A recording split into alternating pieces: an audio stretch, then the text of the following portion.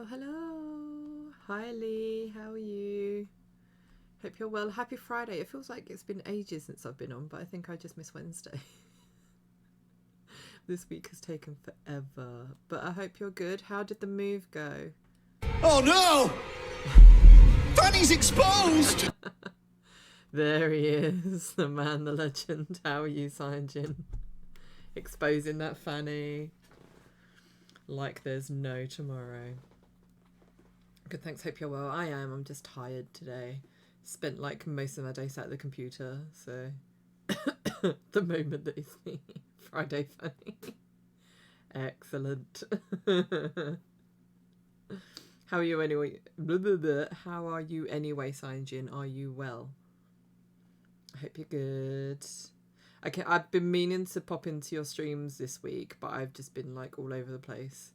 Like this week. I'm your daddy. Hell yeah. Hi, Chris. How are you?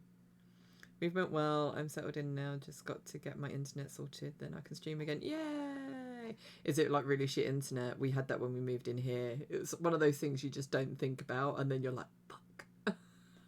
It's the one thing we need, and we didn't think about it. Good. Got dessert on its way. What's for dessert? Don't make me jealous. I need a sugar kick. I've just glugged a load of water to try and keep up with my quota for the day, and now I just feel really bloated and sleepy. Not that I ever thought water could make me bloated and sleepy. Had an upload speed of 1 meg. Oh my god. Ours has been so bad, but we've been really excited lately because Virgin has been in the local area laying fibre down. So in the next couple of months, we should actually be getting fibre. It's like so exciting because our like exchange or whatever it is like so old, so old. So the internet is only as good as the friggin' exchange unit that it passes through. So it's so bad. I'm surprised we haven't had more incidents with my streams, to be honest. I don't know if internet for China works. Those damn Virgins. Yeah. No, they're good because they're the ones that are giving us faster internet. Hey. Acting all innocent over there, Lee. Gonna get full fibre hopefully on Tuesday with upload speed of at least 20 meg. Oh, lucky. Quiet, you.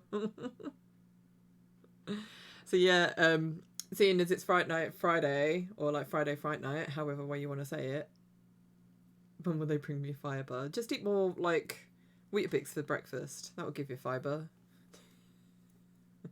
Did it? What was I saying? Yes, because it's Fright Night Friday or Friday Fright Night, however you want to say it. Obviously we're playing a Spoopy game of Paranormasight, but what was really exciting today was my art piece that I commissioned like ages ago. Well, I say ages ago, it was a couple of weeks ago. Like the artist's actually been quite fast at getting it done. But I got the final piece delivered today, so I was actually able to work on my Spoopy ghost story scene. So I'm super happy about that. But that's what's taken me all day, sat in front of this bloody computer trying to get it done and trying to make it so I'm happy with it.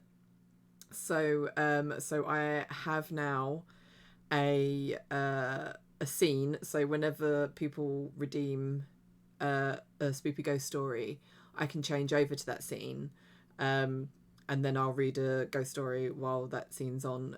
Eventually, I might do like a starting soon. Sanjin's like, show me. So, oh for fuck's sake, shut Sanjin, really already? For God's sake.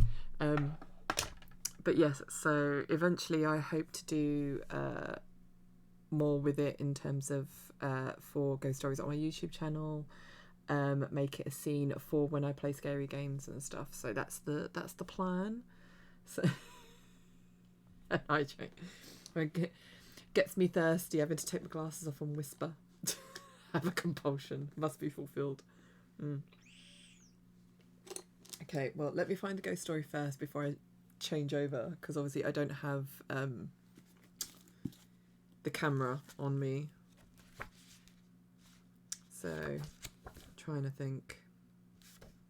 Oh no! Fanny's exposed! What else gets your thesis? Hell yeah. We'll go up to Scotland, I think, for this one. Right, so let's go over this. Hopefully this works. You can tell me, guys, if it doesn't work. So here we go. Where is it? So I can't see because I haven't got my glasses on. So let's go.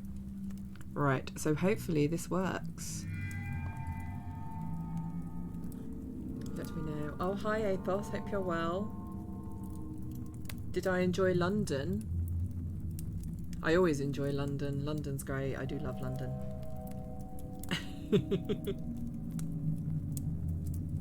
God is in the shadows. You can't see the creepy shadow guy behind the other side of the chimney because of the chat, but at least it's there. Oh, it's God. Oh goodness, I'm not a mod. I'd have a compulsion. Oh, for God's sake. Anyway, let's read this ghost story.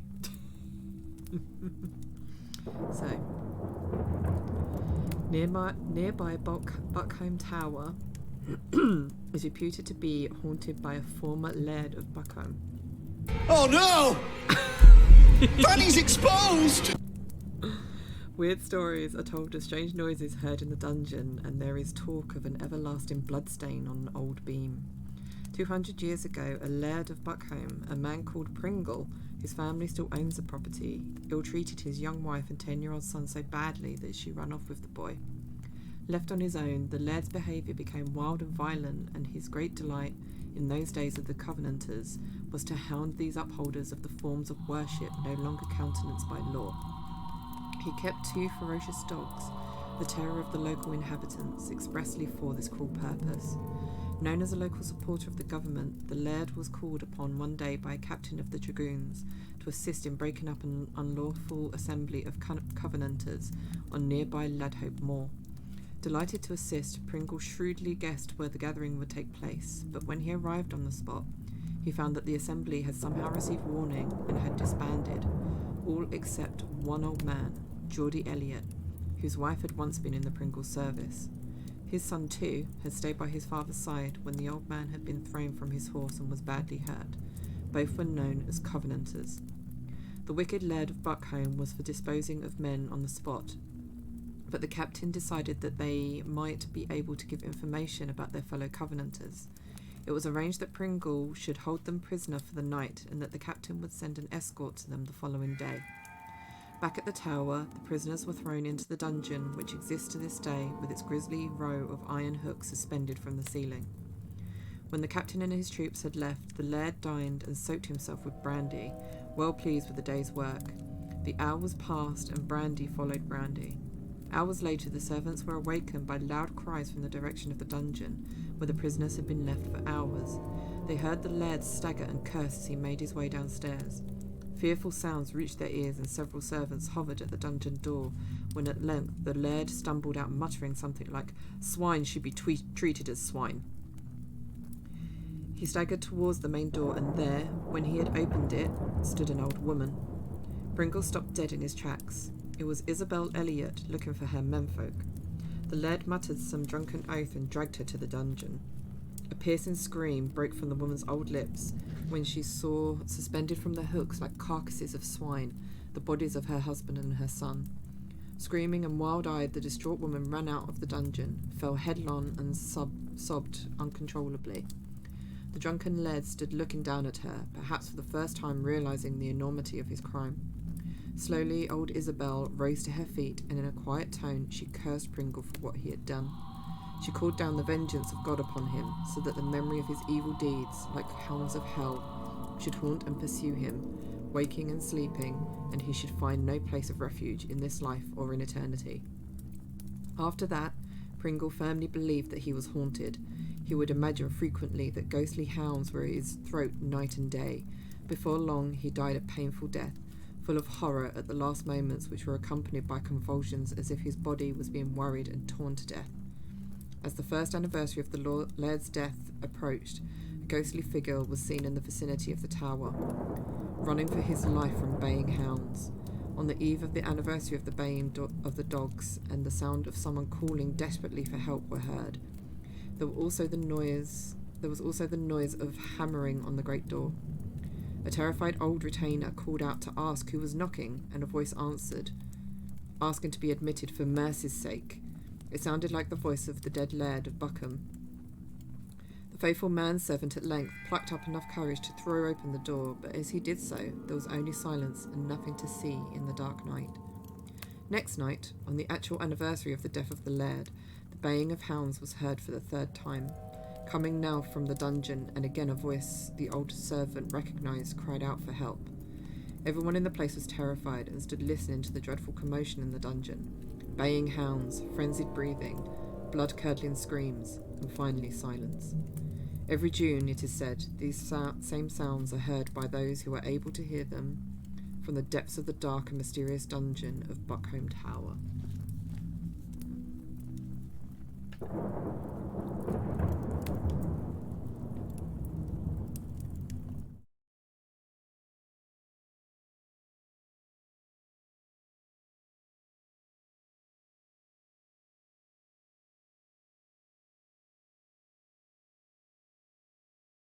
There we go. I was just saying that was the origin of Pringles crisps. It's quite a bloody story, isn't it? That was great. Yay! Glad it worked. Woohoo! I'm glad. So yeah, so that's just a redeem, like if you want a ghost story. Spoopy night, yay! Did you miss it, Bex? Have you literally just come in? But anyway, yes, shall we get on with the game? But yes, so if you redeem Spoop Me, then I get the scary scene up and I read a ghost story. So there we go. I was thinking of doing something similar for my dramatic. Ooh, yes. Definitely, that would be really good. You just have like really dramatic music, like dun dun dun. You missed the debut of my extra scene that I have now. I've made a scene for my for telling ghost stories. So I just told a ghost story with my spoopy scene. But we'll leave it a few minutes and we can have another one if anyone wants them. I won't like start bombarding people. Bombarding people with spoops. Anyway, should we get on with the game? Make sure it actually works. As it goes really bright. It's like, my retinas. Right, and tell me if I need to turn it down as well. You have dessert. What do you have? I can't remember if you actually said.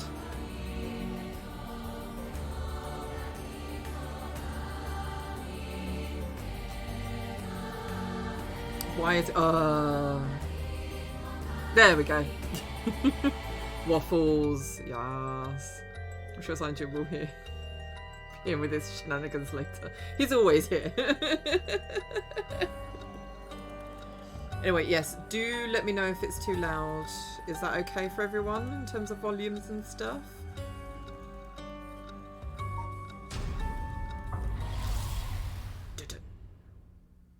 I want dessert now. Me too. Right. So does everyone remember what we actually did in this game? Did you redeem Spook Me and Black? Yes, of course he did. The sign we're talking about. First, the one-sided read by Ryogoku Bridge. Sign special. Then the Evergreen Beach at the former Yasuda Gardens along the Sumida River. So because it's Mother's Day on Sunday, our lovely cake lady is doing special Mother's Day dessert and peanuts. Yeah, our cake lady is doing special Mother's Day boxes, although I have to say to Jay, I didn't get one with a ribbon on. That was what she was supposed to do. Supposed to have a red ribbon on it, but it didn't. It was just a plain white box, so I'm not happy. But anyway, so I've got my usual. So I have my stuffed cookie pie with Lotus Biscoff and white chocolate ganache. I have my salted caramel brownie, and I also have a Ferrero Rocher. I think it's like a fudge brownie So that was one of the special ones she's done for Mother's Day. So I'm very much looking forward to trying that. I'm tempted to have it tonight when Jay's finished putting Bubs to bed. So we shall see. I thought penis was just... Get to that, then get penis to paint the toll. God.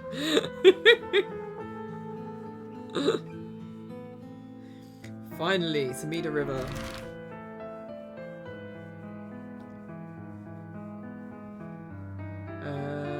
Right, where are we going? Let's do the Yasuda Gardens because they look pretty. Pretty terrifying.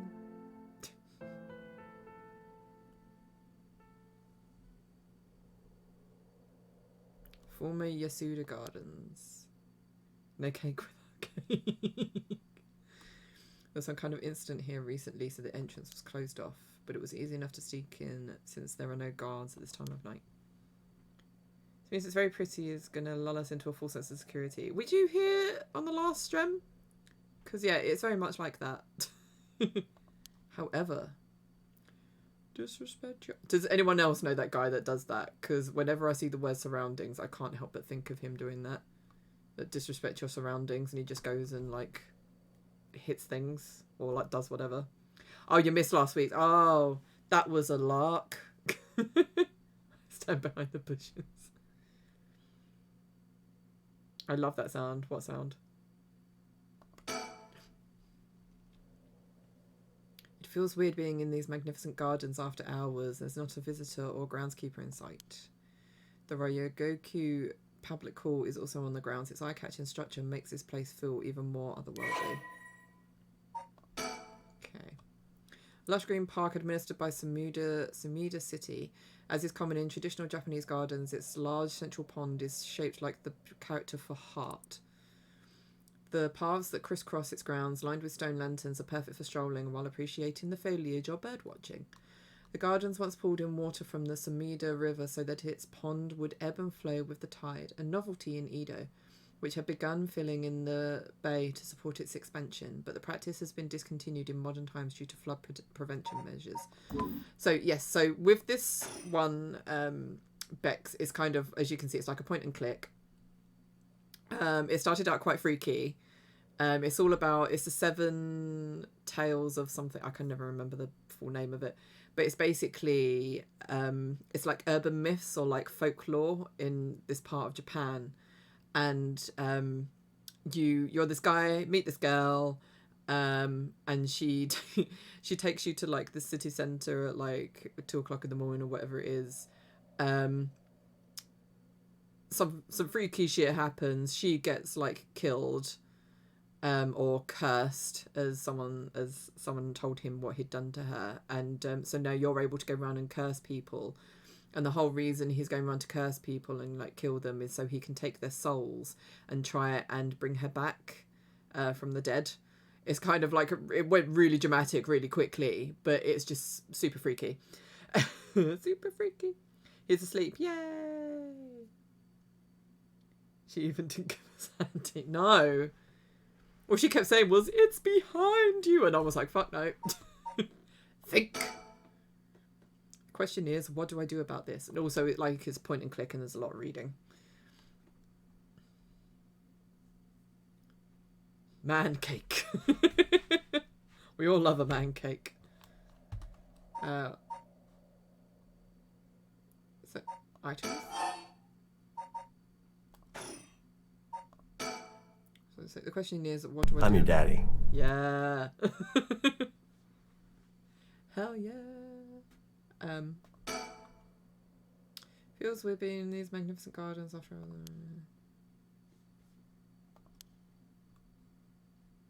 Can't I walk? Or can I? No. No! For God's sake. There's nothing here. Oh, I can turn around. Duh. Right. Forgot about that. No. I misclicked. Oh my god. Fuck's sake. So, have you decided what you're going to do? What am I going to do? Shogo. with your... Oh, so precious. Yeah.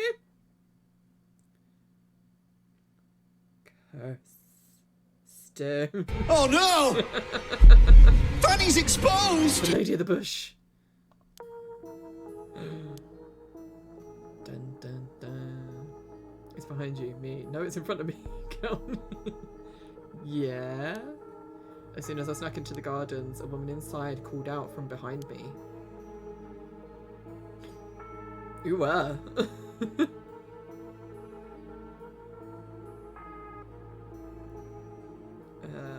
I might be a bit lurky because I'm trying to get through OG Splinter Cell and forgot how bloody hard it is. Older games really didn't do any hand-holding whatsoever. Nope, they did not. Good luck. So, cuppa and cake, yes please. Thank you, please. Been waiting for you. I have a curse stone. Her sudden proclamation had me at a loss for words, so the woman continued.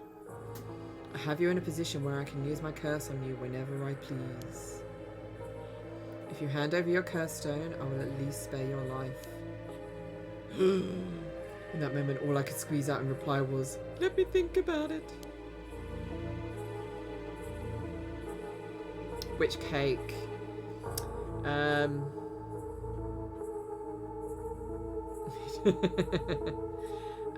think, you know what, I think I'll go with the, what shall I go with? Shall I do the salted caramel, which is my usual, and save the Ferrero Rocher for Mother's Day?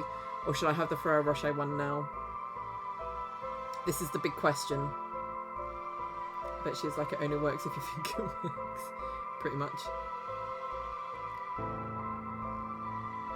Ferrero now. Okay. Yep. Ferrero now! I was like, no! Yes, can I have the Ferrero Rocher then, please, Jay? Thank you. Leave your faith for Mother's Day. Yes. I shall leave. I'll leave the cookie pie for Mother's Day. Everyone's like, Ferrero now! The chat has spoken. Yes. The chat who dictates my life. Right. Strange woman. This is the way it is. I need to get that as a soundbite. Woman in her 30s, she has a refined air about her, like she was brought up in a family of high social standing. But I also sense a shadow hanging over her. I wonder if it has to do with this place. Is she a ghosty goo? Talk. Pusher. Don't tell me you still haven't made up your mind. Such an indecisive man. Most men are indecisive. Wait, I might hand over my curse stone depending on certain things. Will you hear me out for a moment? That is it's such a woman's face when she's waiting for a man to make a decision.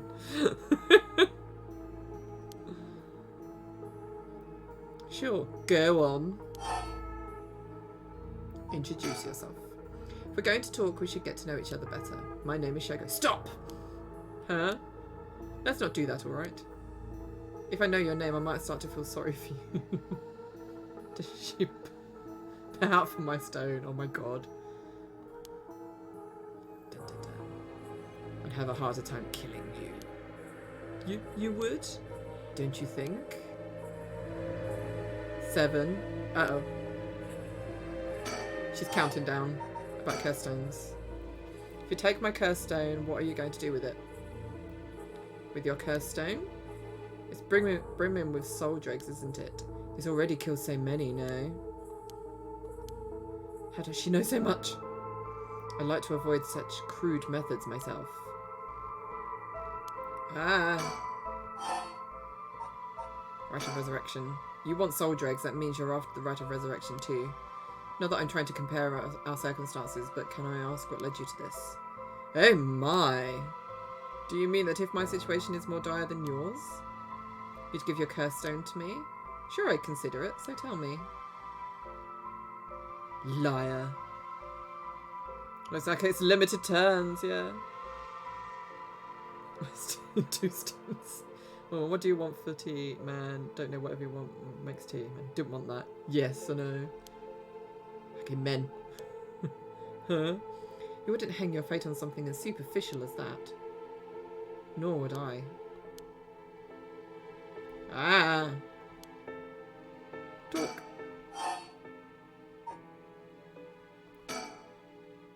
Well, what if you just tell me your name? Why? Well, I need to call you something. Then call me Mom. Huh? Alright, Mom. Yes, what is it? Ugh, this is bad. She's completely running the show here. 4. Introduce yourself. I've had enough. 2 curse bearers. Should be carrying on like this.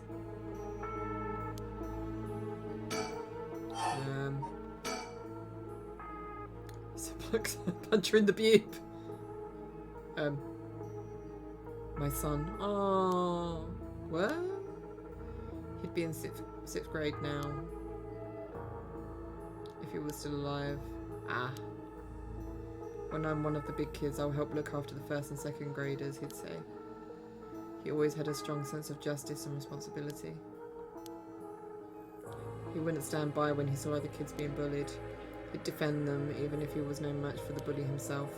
He'd often come home in tears, but only because he was sad that he wasn't strong enough to save others. He wanted to be a policeman when he grew up. Okay, I get it. I've heard enough. Oh, that's enough for you? Yeah. Hearing such a sad story just makes me all the more sorry that I haven't changed my mind. I see.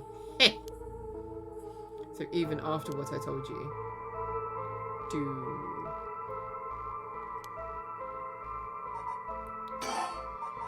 Stone.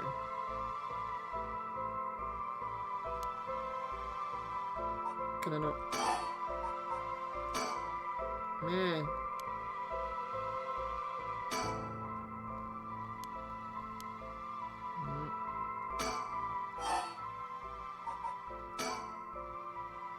You still won't hand it over.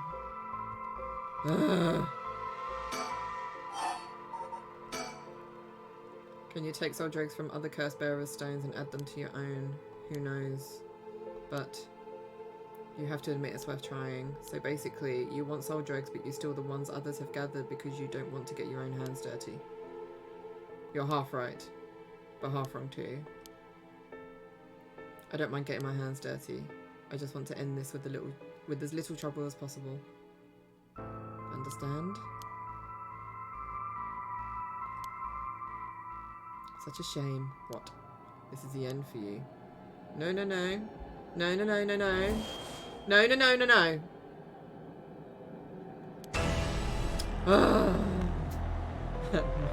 What? Someone gets bullied. It's so hard it burns. Fire. Ah. Of course, that's what it was. That guy, damn it, he must have been following me. But it's already too late. Gotta try again. Deceased. Through.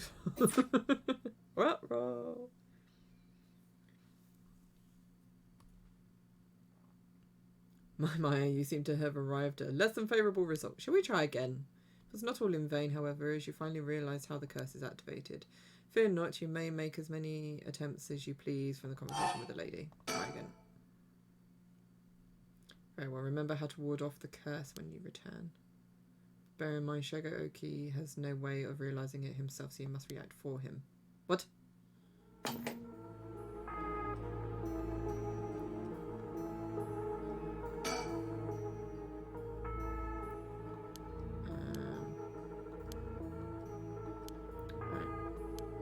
So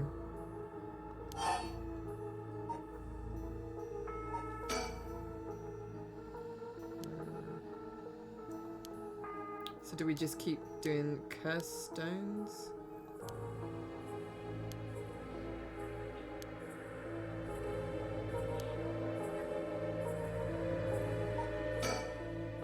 Damn it, did I expose myself somehow? She says she can use her curse on me anytime. I guess I've already fulfilled its conditions. It could be a bluff, but since she seems to have information on me, it's probably true. I can't hand over my curse stone. I need to figure out how her curse is activated and find a way out of here. For now, maybe I can get some information by talking about something that would catch her interest. Leave. Can I leave? I don't know how.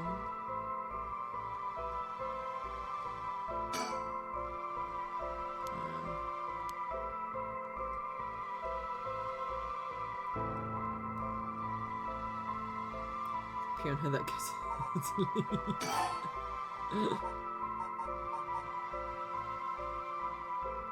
Why can't I do the whole thing of like use my curse stone on her?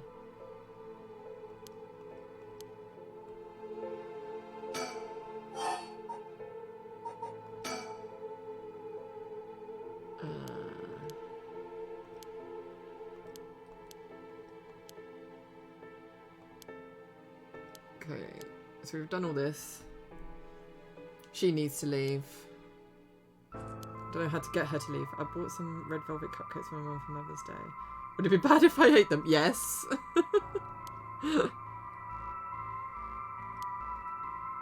Right, let's keep up with the curse stone topic. How do you know you haven't already set off my curse? There we go. Go on then, use it. If I had, you could have activated it without all that bluster. And yet here you are. Damn, does she already know about it or about that student from before? But she already knows what would activate it. She wouldn't hide it because if you know what activates my curse, there's no way you would set it off yourself. So she must not know yet. I still have a chance. Listen, I don't want you to get the wrong idea about what. Talking like this instead of killing you immediately. It's just a whim of mine. What I mean to say is that you were never in a position to bargain.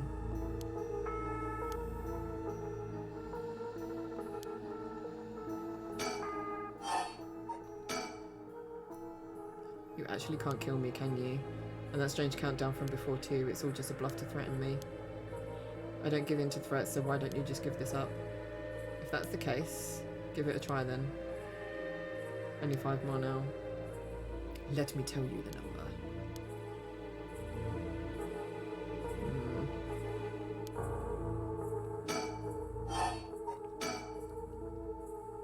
This conversation is over. Fuck's sake. Right.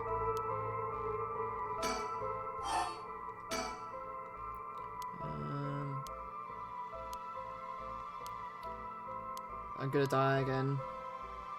Just smack her. Could buy her something else. Are you gonna be able to go out tomorrow and buy her something else then? Come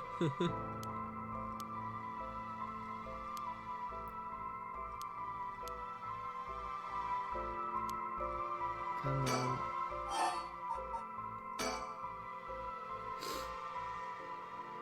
But it's like you have to ask 7 questions, yeah. But you have to get to the end of the... Come on.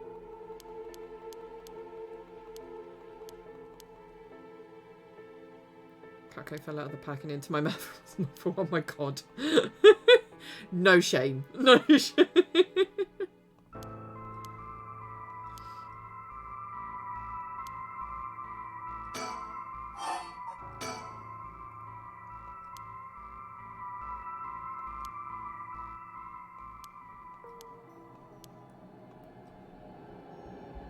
Yeah, I don't get it.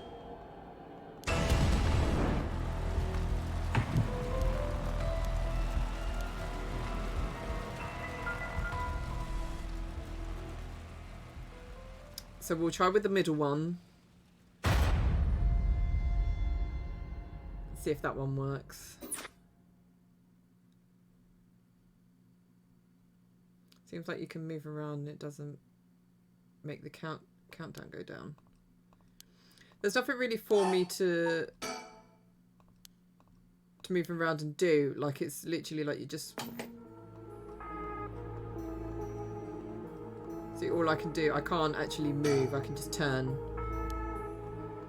So I do have to have the conversation with her.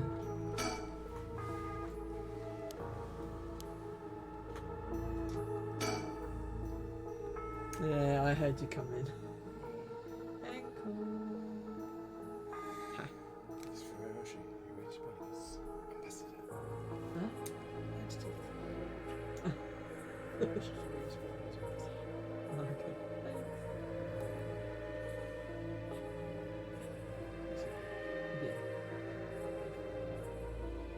Well, I'm still trying to figure out. I've really died twice.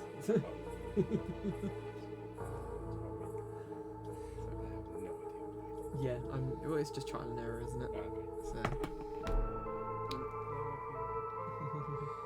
Jason! Laugh at me. Yeah. 10:30 usual? Yes.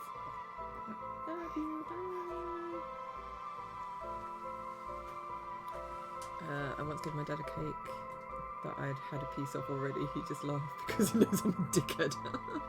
Brilliant. Oh, I wouldn't dare. I just buy myself a whole cake, then I don't have to take a bite out of someone else's. Right. So we're gonna go with the middle one.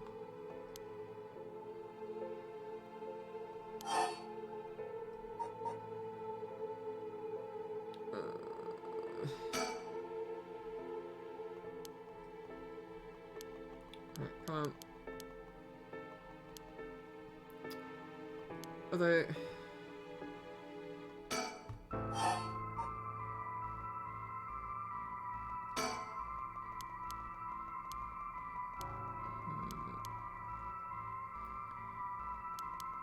Did we go? I can't remember if we went for all these.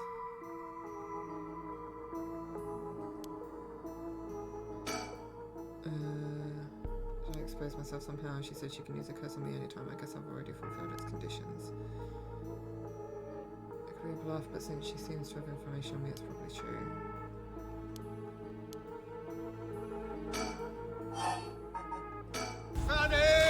Fanny!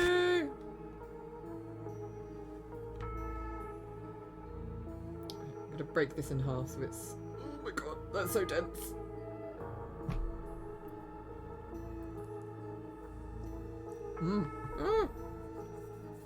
Nuts are falling on the floor. Damn it, Mum.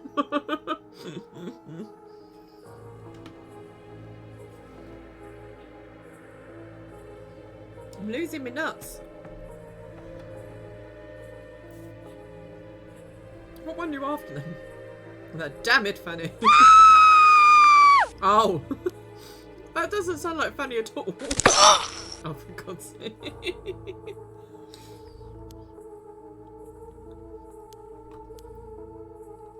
Oh no! Fanny's exposed! This one's actually a true story, actually. Actually, yeah. We spam him. That one. Right. Think. What condition have I fulfilled since the moment I stepped in here? Something I'm still doing even now. Think what it could be. Maybe something I have on me. Suddenly stripped naked on the spot, I just might be able to avoid her curse. No, that would take too long. She'd probably kill me even before I got my shot off. Plus, I'd look like a creep.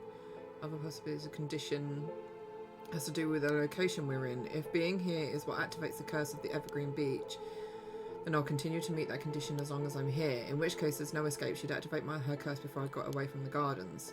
I'm sure I'd recognise it after setting it off, but it's not like I'd get to do things over. Throw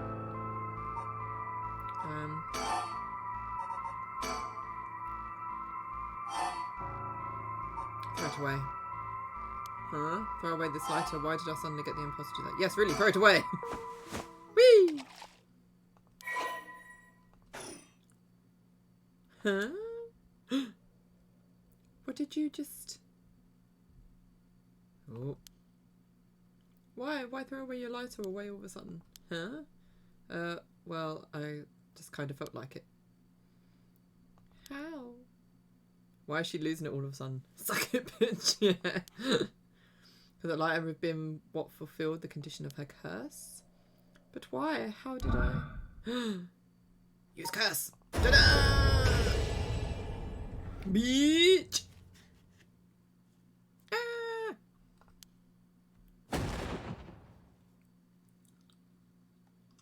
Aww.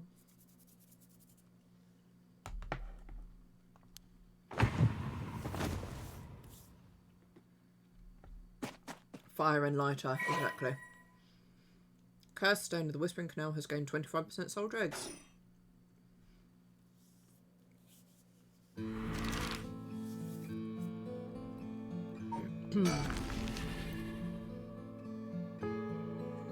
We're almost there, 'cause I think we were at 67% last time, weren't we? This doesn't look creepy at all. Hello. Hey, a quick question for you. What the? It's like facepalm. Sorry, this is so sudden, but I've got to ask. You don't mind, do you? Are you a curse bearer? What? Is everyone out here a curse bearer? Dregs.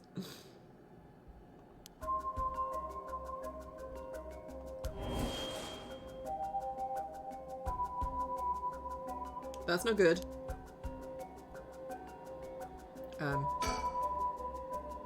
Is this his curse echo? I think. Why would he out himself as a curse bearer like that?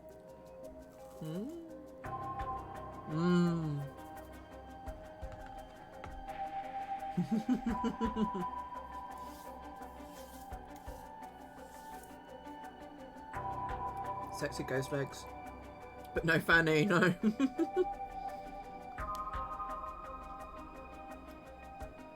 Don't tell me it has something to do with activating his curse.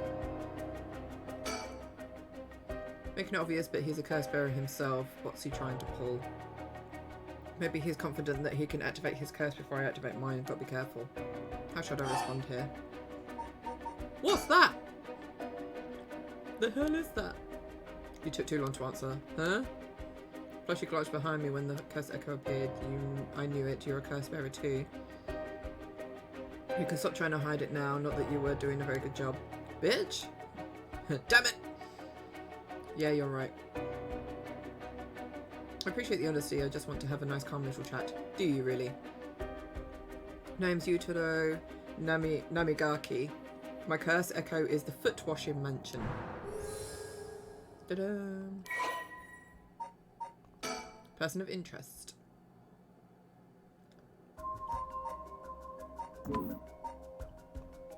Cocky son of a bitch. How's a Ferrero Rocher? It's amazing. I've not had a Ferrero Rocher in ages. The only problem is though, they're like a Christmas treat, aren't they? So now I feel like it's Christmas. A chat? I'm not going to curse first and ask questions later just because we're both curse bearers. I've got a little more class than that. Hope you're smart enough to extend me the same courtesy. ...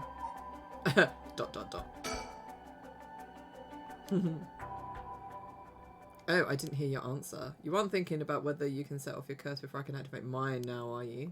Yeah. I see, that's too bad. If you don't feel like talking, then you leave me no choice. Oh, for fuck's sake.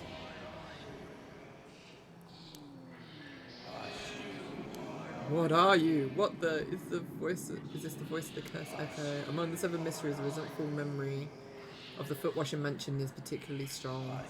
You can't block it out by plugging your ears. As soon as you hear the voice of my curse echo, it's the end for you. Damn it! Squish. I do Ferrero Rocher chocolate bars. Seriously? Or bean. God damn it.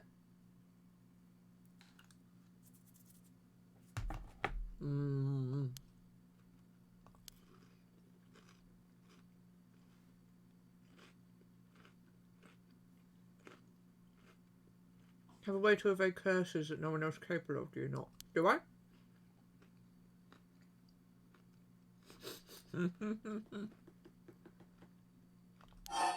Try again.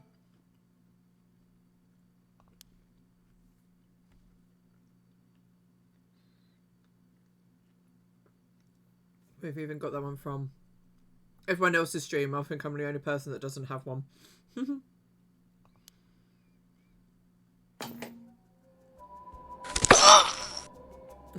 Thanks. You can obviously he's a curse bearer himself. What's he trying to pull?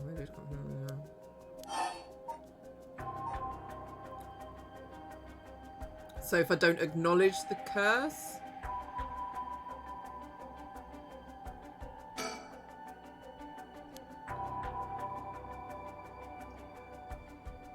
keep him talking. Curse echoes the foot washing mountain. Yeah, we know that.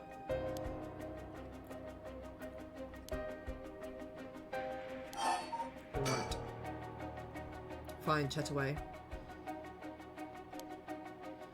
Thank you. Good to know I'm dealing with someone reasonable. Large bridge here is called Ryogoku Bridge. Crossing the river leads to Nihonbashi Bakuroko in Chuo City. Okay. Second oldest of the many bridges spanning the Sumida River behind Senju Ohashi. During the Great Fire of Meraki in 1657, which destroyed 60 to 70% of Edo, many drowned in the Sumida River attempting to swim away from the flames, resulting in the building of bridges to be a major focus of the reconstruction efforts. Although this bridge was simply known as Ohashi, or Great Bridge, when it was first erected, the people of Edo took to calling it Ryogoku Bridge, or Two Nations Bridge, due to its location between the provinces of Musashi and Shimosa, and this eventually became its official name. Over time, the wide roads at either side, originally intended as fire breaks, became popular locations for street performances and other events. The bridge was rebuilt following the Great Kanto earthquake and still stands to this day. I wonder if these facts are, like, actually true. What's he trying to pull?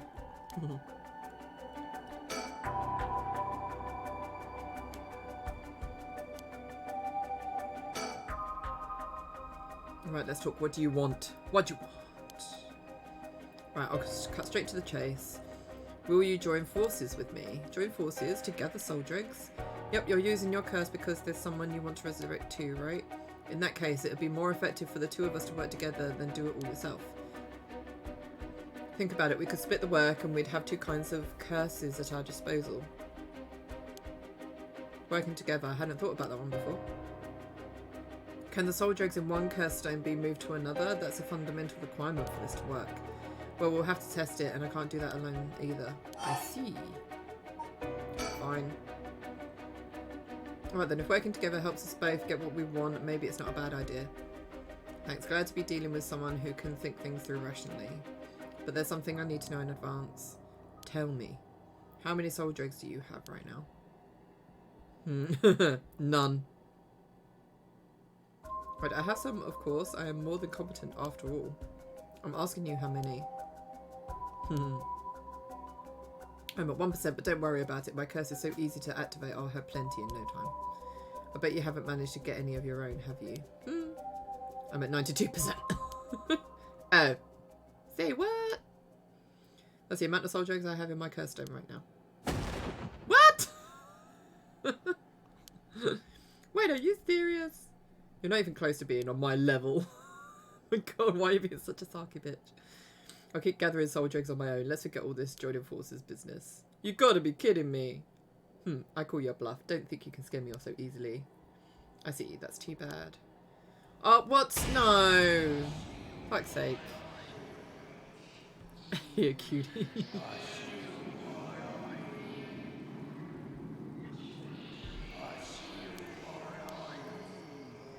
I don't know. Kicking me into it. That sounds unpleasant.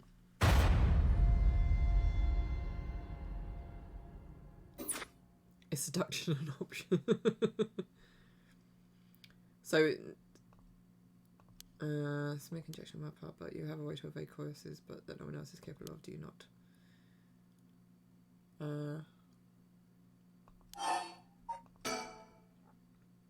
Dumb cute ones always die first. Always the way.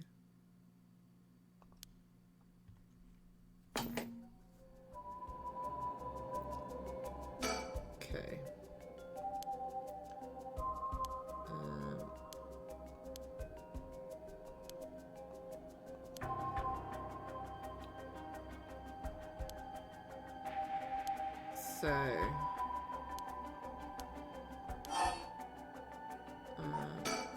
So keep him going.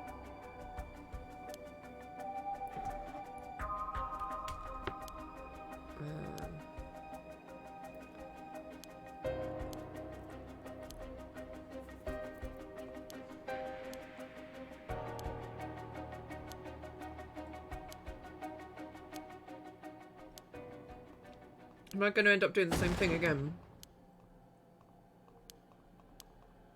Oh, for God's sake. Right, so I can't do that one then. Ugh.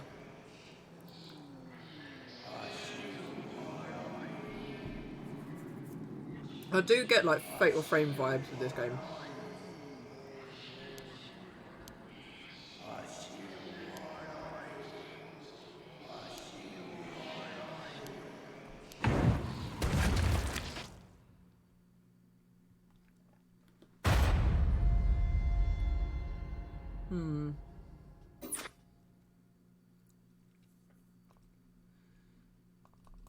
Right. Right. I already learned how to avoid hearing the voice of curse echo somewhere. Did I?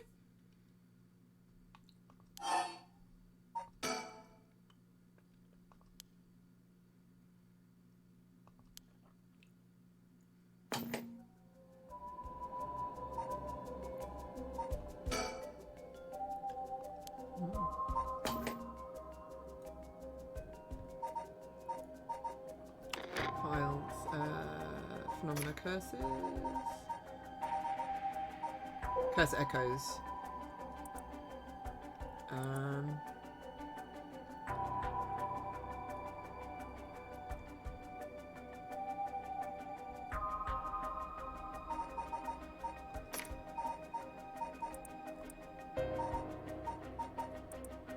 What is it? Foot washing mansion.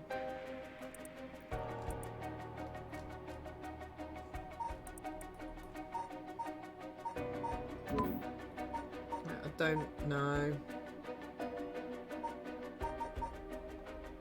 Whoop. What's happened? No! Did the legs whip you to...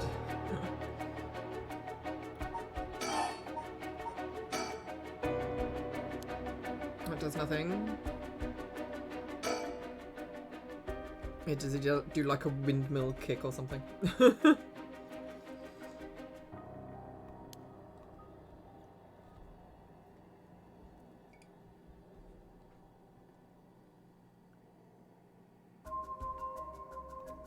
Running tricky.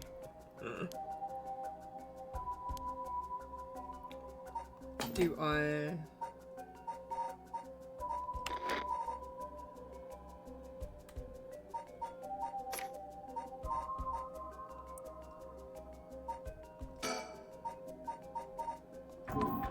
Was that what I had to do?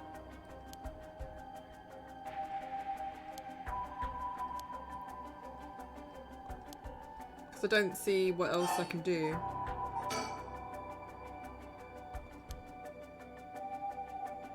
So you won't run away with it. We're just going to have to trust me, or do you think you can let them ult yourself? I'm at 92%. That's the amount of storage I have in my case. Okay. I'm pretty sure I remember Jay saying something like that, that like you need to remember that that's something that you can do.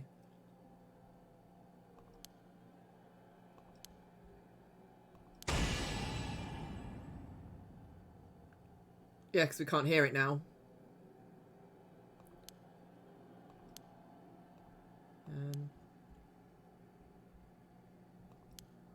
Damn it. Voice. I don't hear any voice. No, I remember you said this one to me. About it comes in handy to not to be able to block out the voices. Good. Very clever. And yet there he is, perfectly unharmed. How? What's going on here? I don't completely understand it myself, but his curse's conditions don't seem to have been met. This is my chance. Utro, your curse won't work on me. I'll let you off easy today, so get the hell out of here. You son of a... Fine, I'll just be on my way then. Boom!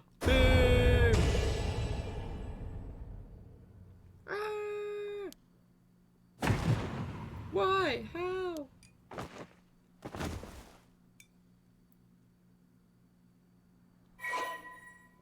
There was someone standing over there. Curse of the Whispering Canal has gained 20% soul drag. So we have over 100% now then. Take that tick.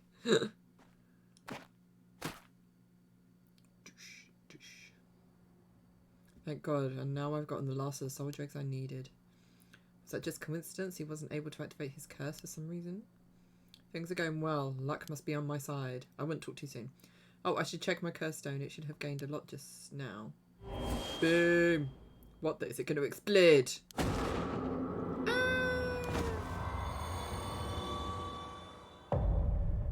Angry fish. Very angry fish. Now chuck his body into the river. Story chart unlocked.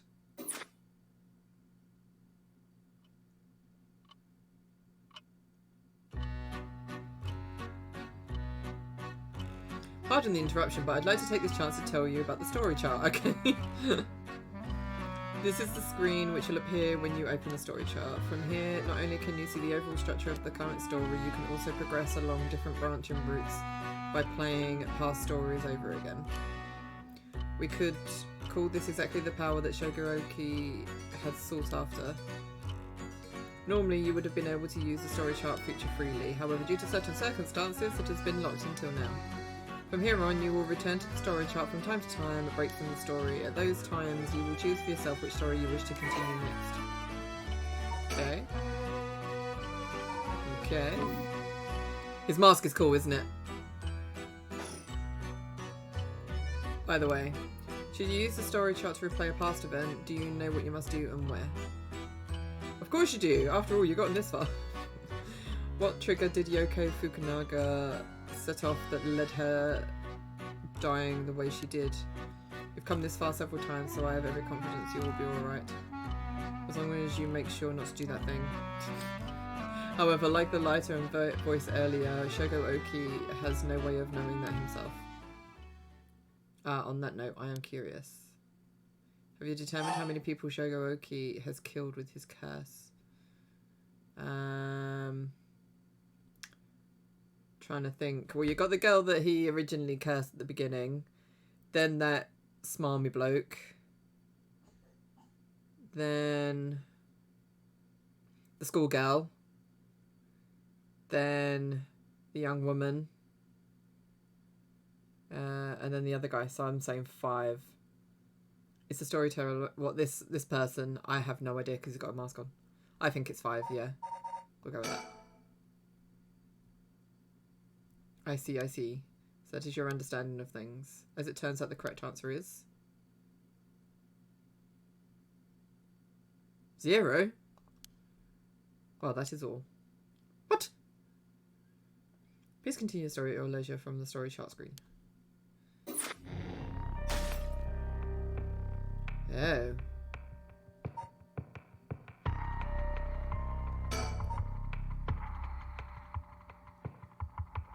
Part 3. After Yoko meets an untimely and inexplicable death, Shogo vows to bring her back through the rite of resurrection. Just then, a man named Takumi Yamioka appears and demands that Shogo give him the curse stone he has just obtained. Resume.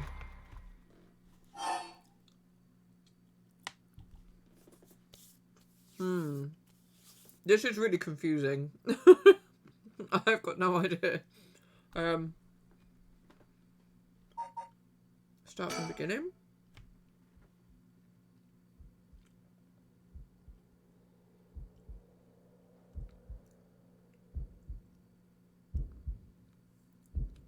That face.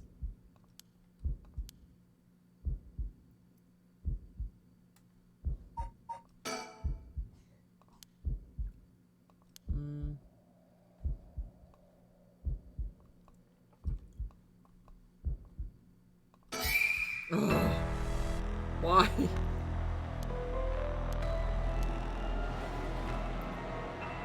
It's very 999. I'm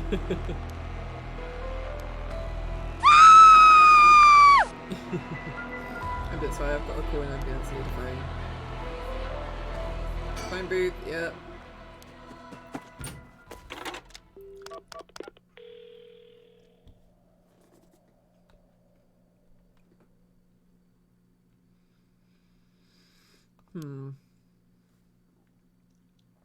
but is it going to make a difference? Her body's gone stiff and her skin is cold. I don't think she's breathing. So it's more like a mannequin than a person now. I don't think it's coming back from that. I don't get it.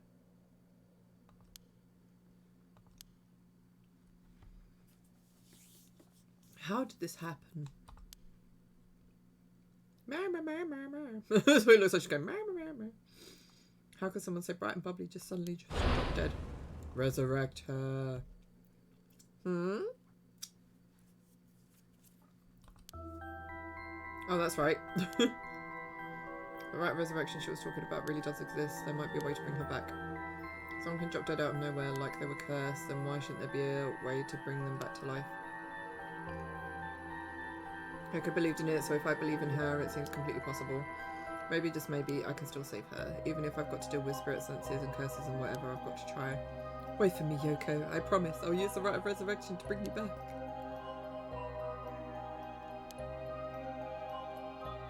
It seemed like she saw something that shook her to the bone.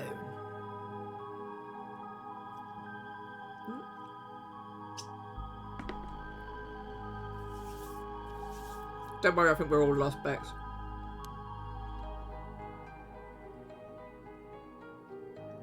There's definitely something strange going on. And maybe it's still here. What could she have seen? That the rite of resurrection and 7 mysteries were connected, so maybe whatever it was she saw has something to do with the Whispering Canal. Whoa! See my funny.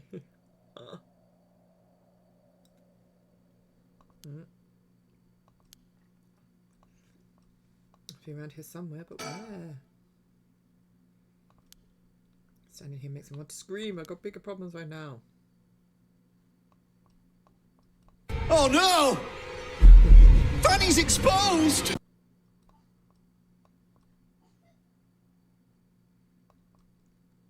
And here's Bub's coughing. Why is he coughing? Remember it's ready, it should be here soon. Ah, there it is.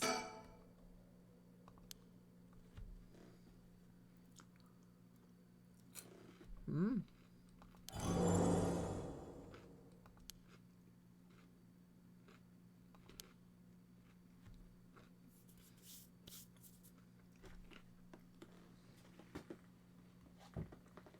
Don't you just hate it when you find an amulet and it's got palpable malice radiating from it?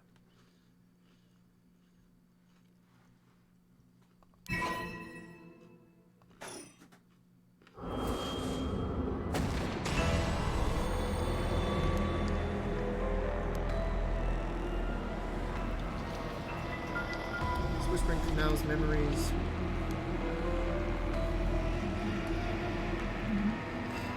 Deep sorrow and resentful memories flowing into my mind.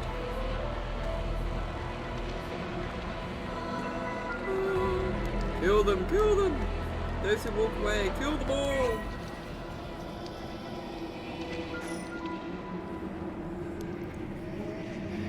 Murderous impulse seeps into my soul like thick black tar.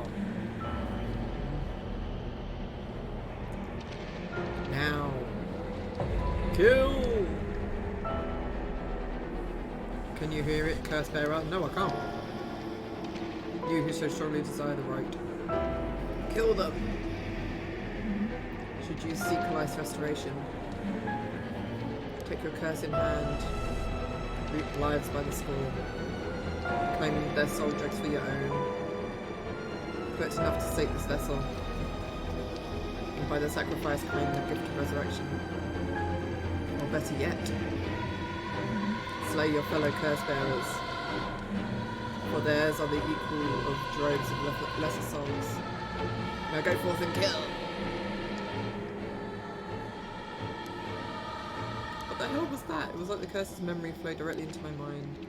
In the instant I understood everything. When I picked up this cursed stone, the Whispering Canal must have cursed me.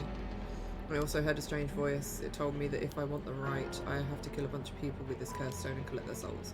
I guess it's good to know that the right really exists, but this thing wants me to kill people to get it. Screw that. Putting my own life on the line is one thing, murdering other people is another thing entirely. And not just one person either, Scores it said. So this is a curse of the Whispering Canal, huh? A curse that traps the soul of anyone who tries to walk away from me. But If I use it and collect enough souls, then I'll be able to bring Yoko back. There was something about other curse bearers having more soul dregs. Jeez. I'm really at a loss here.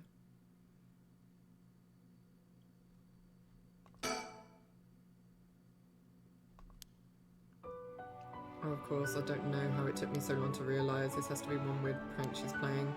Any second now she's going to open her eyes and get up and have a good laugh at how scared I was. Right, you okay? You can give it up now. Boy, did I fall for that one. You really got me good. Wait, no, I've got it. You were supposed to... You really were some sort of spirit all along. There's no way you're really dead, right? I'm not even fooling myself anymore. There's no going back, only forward.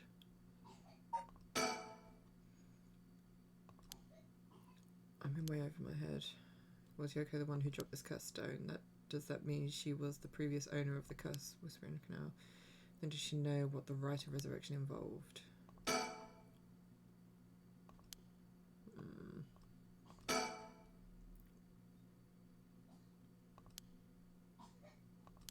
Someone there, where are you?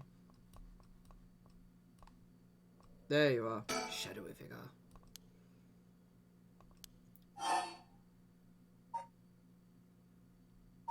Stay silent.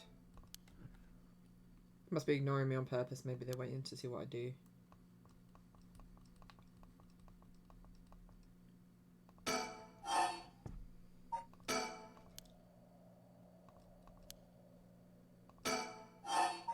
Wait.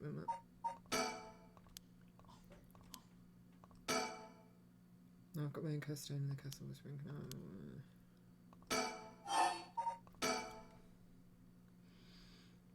Who's there?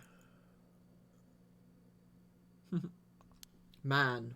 Hey my, how unexpected. It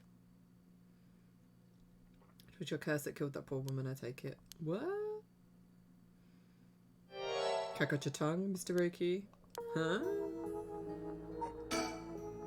A man, who is he? Who looks to be in his 30s or 40s. He's all dressed up in a suit and tie, but he looks really shady. What's he doing here? Was he watching us all this time? Something tells me curses are nothing new to him. If he's one of the other curse bearers, then I need to be careful. He might be here to kill me and take my curse stone. By the same token, killing him will net me a lot of soul dregs.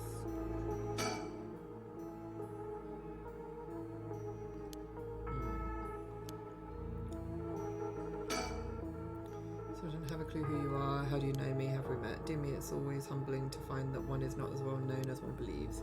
He's very creepy. Perhaps a name will help you remember. I'm Takumi Yamioka. Takumi Yamioka. Does that ring any bells? I think I've heard that name somewhere before, maybe. So you do not even know my name. How disappointing. Disappointing but fortuitous. This is Square's new game, yes. Allow me to make you a proposition. You have a curse stone in your possession. I would like you to give it to me. I can't. Oh my. So you mean to use it then? You know about the 7 mysteries of Honjo and their curses and all that, don't you? But of course, those cursed stones, they are terribly dangerous things, capable of killing without a trace, so as long as their conditions are met. I hadn't thought of it that way, but yeah. Imagine what might happen if one fell into the wrong hands. They would be safer in mine, don't you agree? No. Although it seems I arrived too late to stop you from killing that poor woman. What are you? That wasn't me. I am willing to overlook your indiscretion, but only if you give me your curse stone. No way in hell. For all I know, the wrong hands are yours. Very well, I had hoped to settle this amicably, but you leave me no choice. This Takumi guy must have a curse stone of his own.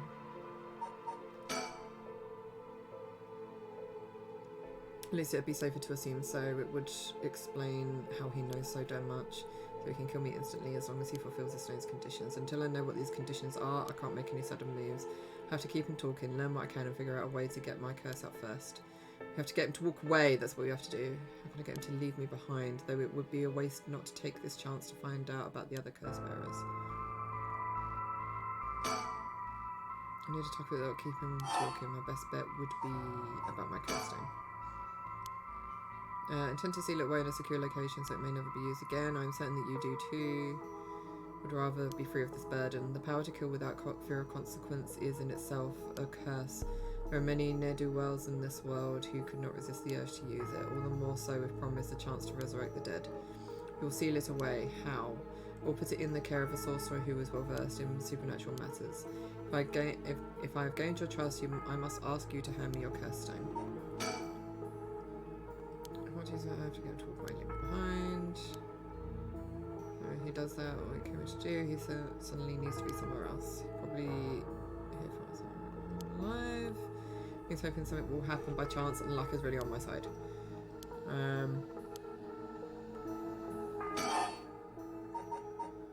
About Yoko. How do I know it wasn't you who killed Yoko with your curse, Mr. Oki? If you are hoping to trick me into revealing wherever I possess a cursed stone, I assure you, you cannot. It is your curse that was responsible, Mr. Oki, no matter what you might tell yourself. That doesn't make sense. I only found this after Yoko died. Oh? Don't play dumb. I know you're the one who did this. Whether you choose to believe me is your prerogative, but you are mistaken. But you should know that multiple curses awakened at once at the stroke of midnight. There are many other curses in Honjo and many other curse bearers. Is it not premature of you to assume that I'm the one responsible? Wait, so you're saying that at midnight a bunch of people became curse bearers? There's no point in continuing this conversation. For all I know, he could be telling me anything.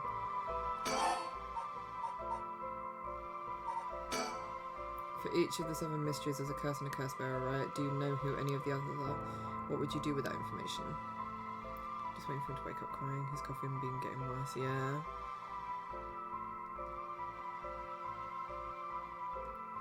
You've only just twigged. Our intentions are nothing untoward, I hope.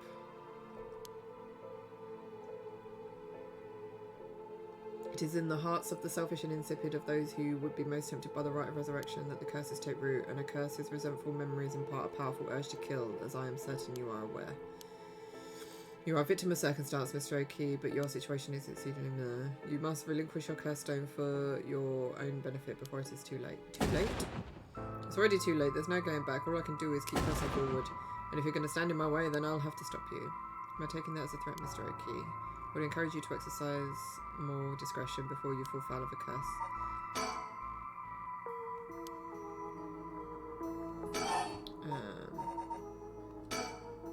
Why are you so convinced that it was my curse that killed Yoko? Why, it is simply that. Huh?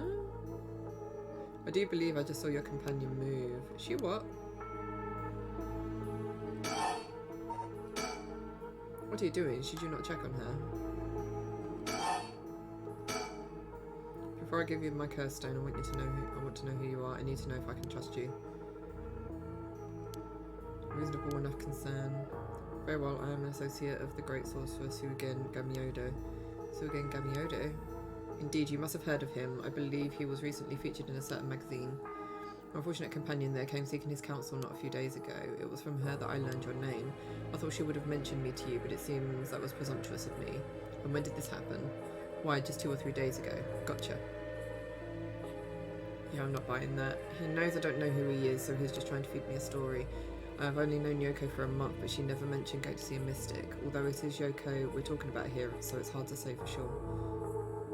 I hope that is enough to convince you that my hands are more than trustworthy.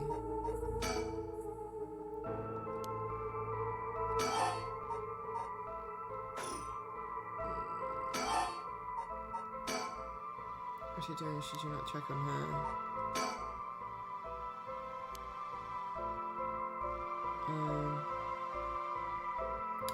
If I look away, doesn't he kill me?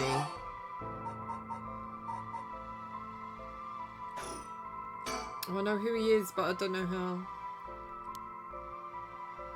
Even though he's still staring right at me. Who the hell is he? Maybe if I focus, I can recall something useful. Recall. There we go. Really have a life outside of work. Wait, that's it. My work. That's how he knows me. I've never actually met him, so it totally slipped my mind. So again, Gamiodo, my ass. This guy thinks he can sell me anything, but I don't know if having figured that out helps me much right now. So Gamiodo, my ass. I know who you are. You work at Hihaku Soaps, just like me. You're the chairwoman's secretary. Well, that took you long enough. Your lack of company loyalty is frankly astounding. Allow me to reiterate my request, then, not as a stranger, but as your superior. Hey, we're not at the office. You don't get to push me around like that. Why is our chairwoman's secretary even out looking for curse stones anyway? I refrain from revealing myself precisely to avoid such questions, but I suppose needs must. Itchy head.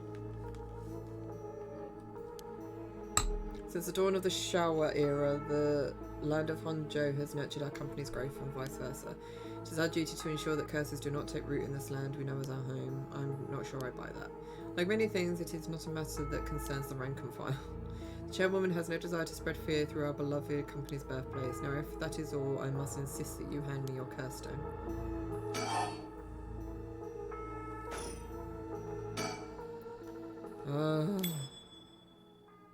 I've got it. I know how to convince him I can leave. Totally forgot. What is it? I called an ambulance. I forgot to mention, I called an ambulance. It should be coming any minute now. An ambulance? Have you lost your mind? They will arrive to find you standing next to a corpse alone in the dead of night. No doubt they will hand you over to the police, who will have some questions for you. Probably, but I'm sticking with Yoko.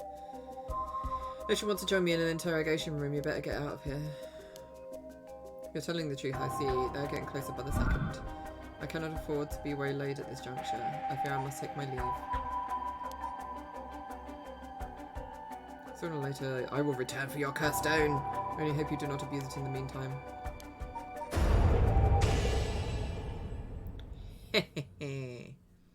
Got him. You dare.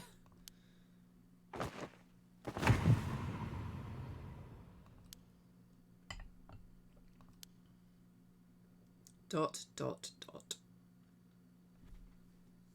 He's dead. He's really dead. This is what a cursed stone can do. Another one bites the dust. Whoa. So I don't understand, because am I having to like restart the game?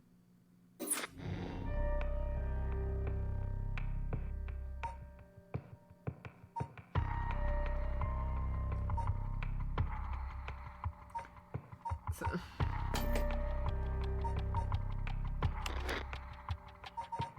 gameplay guide, here we go.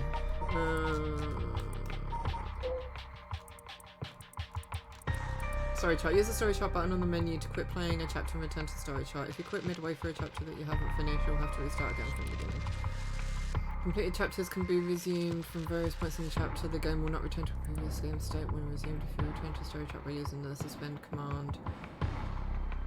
It's the same as quitting and returning to the story chart. There are two phases that must be completed to fully complete a chapter. If a chapter is finished while there are still tasks to be done, the chapter will not end but will remain incomplete. How do I know?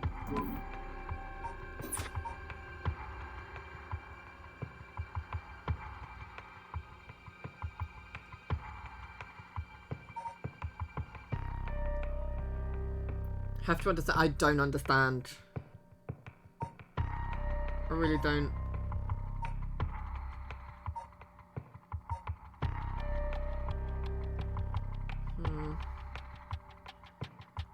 That was funny.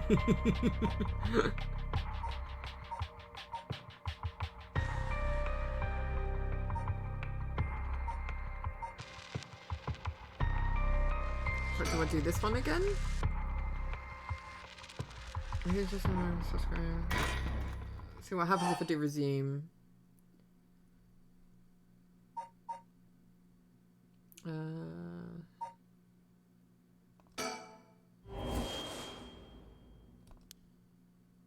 That's literally at the end, isn't it? I think. What was I just?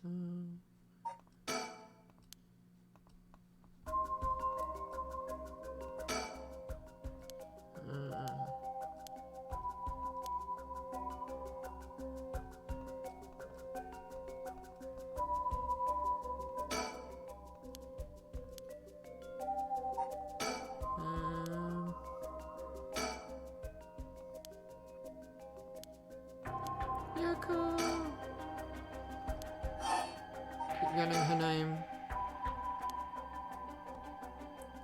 Is calling her name really going to help? I'm already yelling as hard as I can. Shouldn't I look for what's causing this? There's nothing there. Yoko, look at me. You're going to be okay. It's alright. There's nothing there. Yoko! Ah, okay. So them being smashed in grey means they're completed. Okay. Ah, that leads me on to a different one. Okay. Now we're getting it. Shogo cries Yoko's name in a desperate attempt to wake her as she lies unmoving on the ground. Will his pleas get through to her? Right, I think, unfortunately, guys, I really need a wee. So I'm going to... shall I put the spoopy scene on as a treat? Because obviously Bex hasn't seen it yet. So I'll put that on while I go a wee and just scare the shit out of you. Yes, spoopy! Spoopy, please! Okay, I'll put that on while I just go a quick wee, and then I'll be back in a sec. Uno momento. If I turn...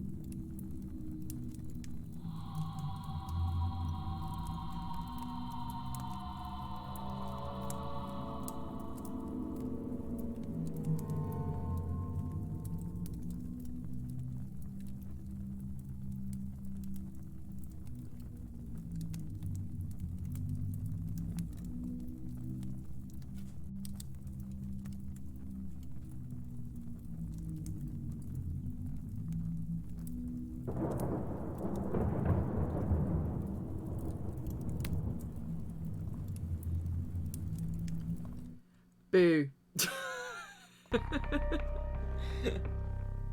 What do you think, Bex? Did you like it? Was it spooky enough for you?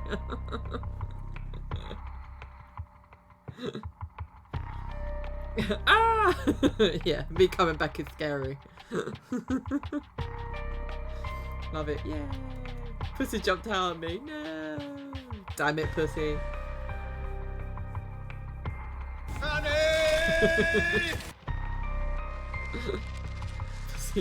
Wait, less of that. Right, so Shogo cries Yoko's name in a desperate attempt to wake her as she lies unmoving on the ground. Will his pleas get through to her? So what's this gonna bring us then?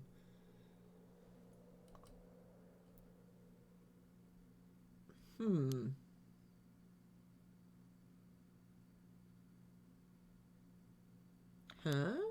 Oh good, you're awake. Well, what? Are you okay? You were so rattled and confused I thought you'd really lost it. Do you feel dizzy? Have a headache? Are your humours off balance? Wait, what did you say? I think I've heard that before. You're the one who said it earlier. Alright, that might have been it. My humours were off balance.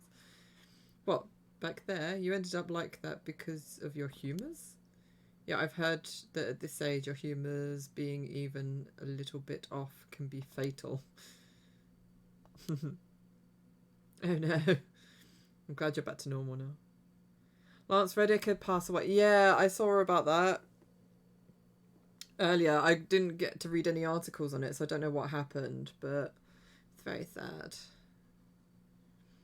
I'm glad you're back to normal now. Yeah, I'm sorry, I didn't mean to cause you so much trouble. You've only just seen now. Yeah, it's everywhere.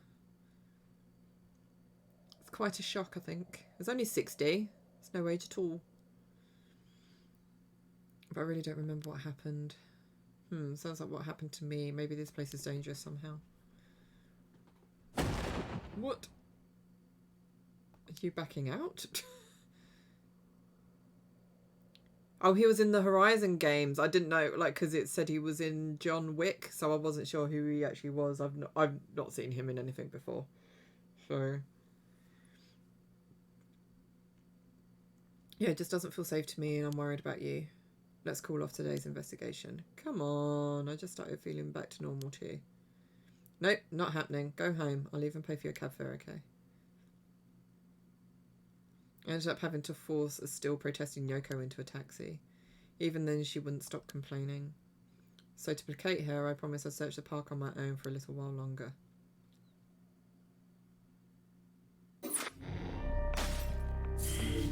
Oh, okay. Summary of previous events. Worried about Yoko after her bizarre incident, Shogo decides to call off their investigation into the mysteries for the night. Despite her stubborn objections, he manages to persuade her by offering to continue the search on his own. He was a main character in Horizon, antagonist in the first, and really breathes life into the character. Oh, that's a real shame. Loved him in Fringe too. It really sucks. I said, especially when it's so sudden.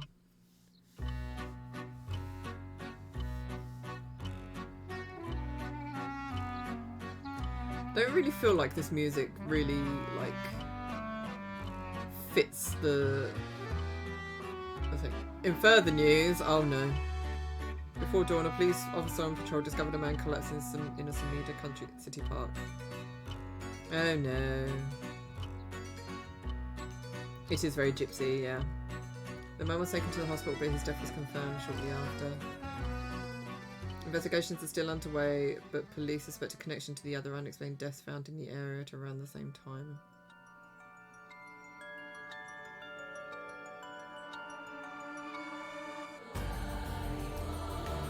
Sounds like Tim Bash's fortune teller voice. Oh. Was that it? Was that honestly it? Yoko dies. Oh, for God's sake. Is that honestly it? That can't be. I was expecting the 7 mysteries. What? Lame.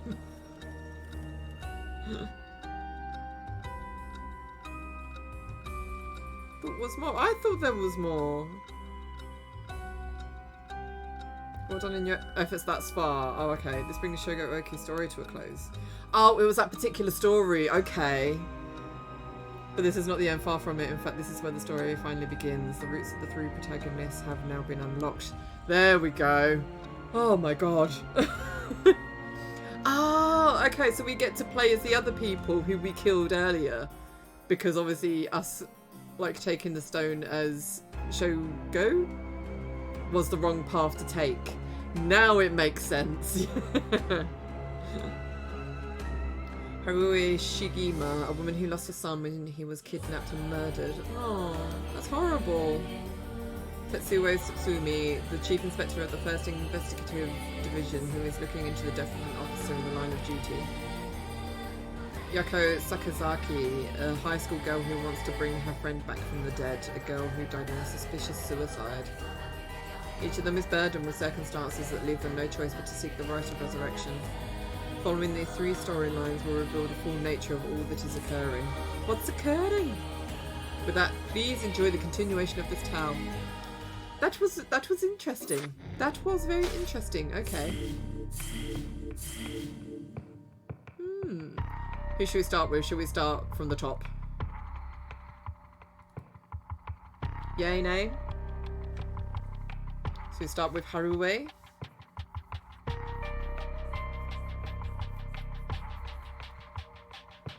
Top and work our way down. Going down. But Dreams, Haruhi Shigima. When the son of Haruhi Shigima was kidnapped, a botched investigation by the police resulted in the child's murder. 1 year later, Haruhi has hired a private investigator to help resolve the unsettled case.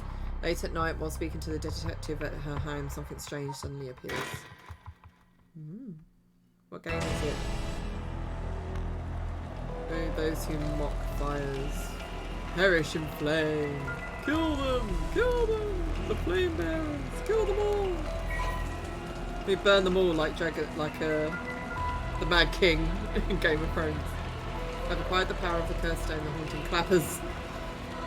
You can use it to kill those with fire or a fire starting device on their person. Press the use curse button to set your target alight.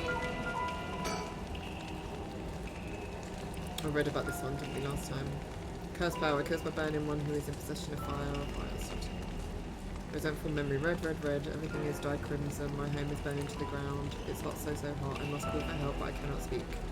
My throat must be burned up from the smoke. No, I think I'm already on fire. That's right, I'll just use the clappers. Clack, clack.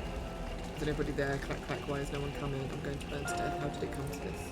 Alright, her. It must be the work of that vixen who appeared suddenly and enchanted my lord. That witch, whose hauntingly cold eyes had my lord dancing in the palm of her hand.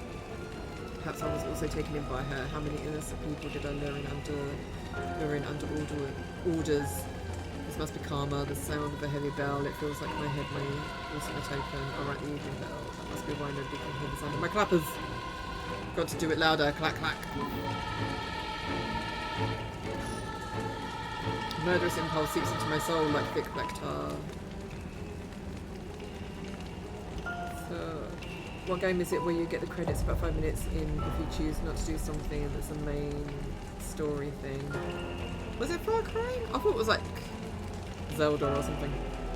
One of them did it, yeah. Was it 5? Maybe. That's not the one I'm thinking of though. Can you hear it, Curse Bearer? You who so strongly desires the right. Kill them!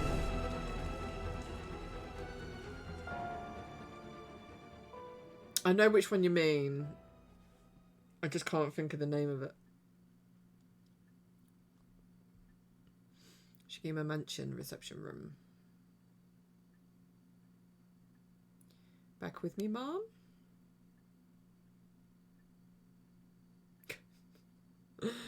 That hair. Can't say I understand what just happened. But it certainly seems to put you in a good mood. This might be the first time I've ever seen you really smile. Sweet dreams. She looks high AF. Person of interest updated. Haruhi Shigima.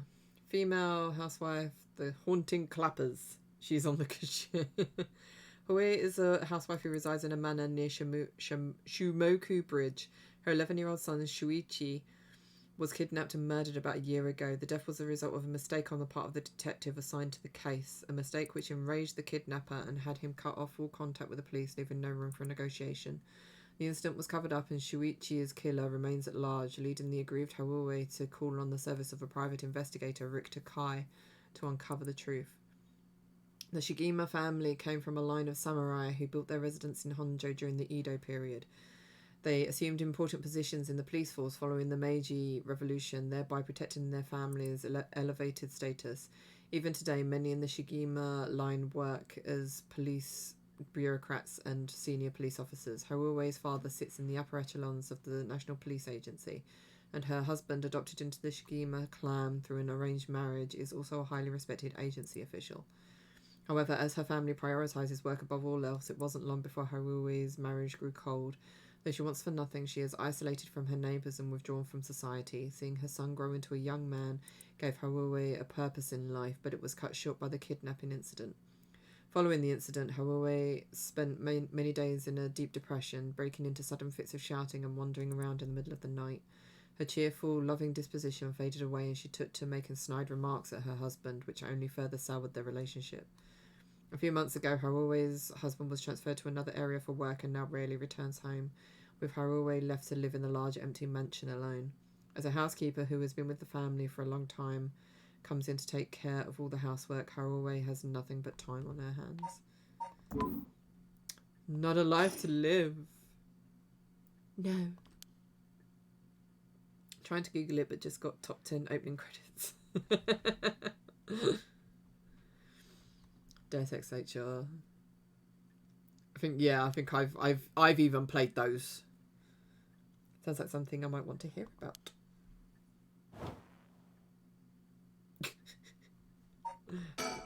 Think. My heart is still racing. This is it, my chance at long last. Private investigator I hired. A friend told me about him. They said he's not very well known, but he's good at what he does. When I first visited his office in Ota City and saw how he dressed, I could hardly believe he was a detective. But after talking to him for a while, I changed my mind. He says some strange things at times, but he seems like a reliable sort.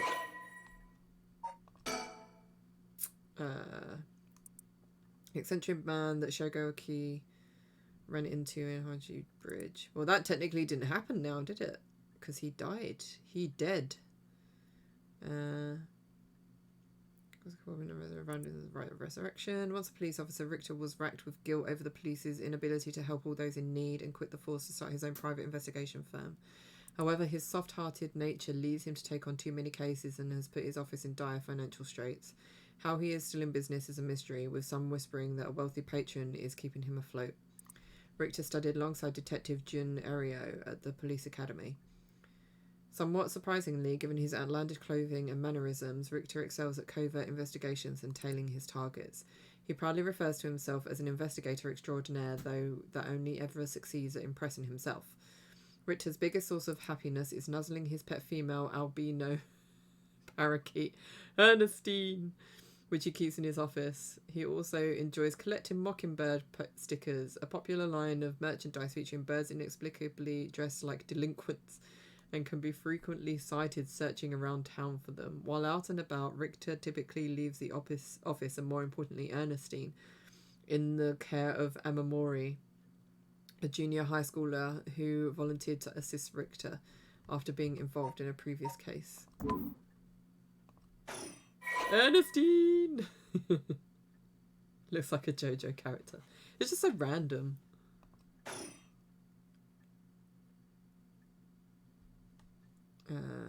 Talk. Let me bring you up to speed. We were in the middle of a chat when you suddenly started spacing out, and the whole time you were grinning to yourself like you'd just won the lottery. Care to tell me what that was all about? Well, where to start? You're actually going to tell him everything. Interesting. Very interesting. So the Haunting Clapper's curse echo appeared out of nowhere, told you how to perform the rite of resurrection, and gave you the curse you'll need to do it. Have I got that right? That's right. So it's all real. Honestly, I still find it hard to believe. But I guess I have to now. Da-dun. I saw that curse stone appear in your hand myself. It looked like it popped clean out of thin air. With evidence that clear, there's no denying that there's some supernatural force at work.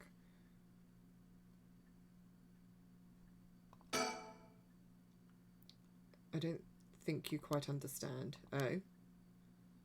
This isn't about evidence, and it isn't about belief. It's more than that. I know it's real.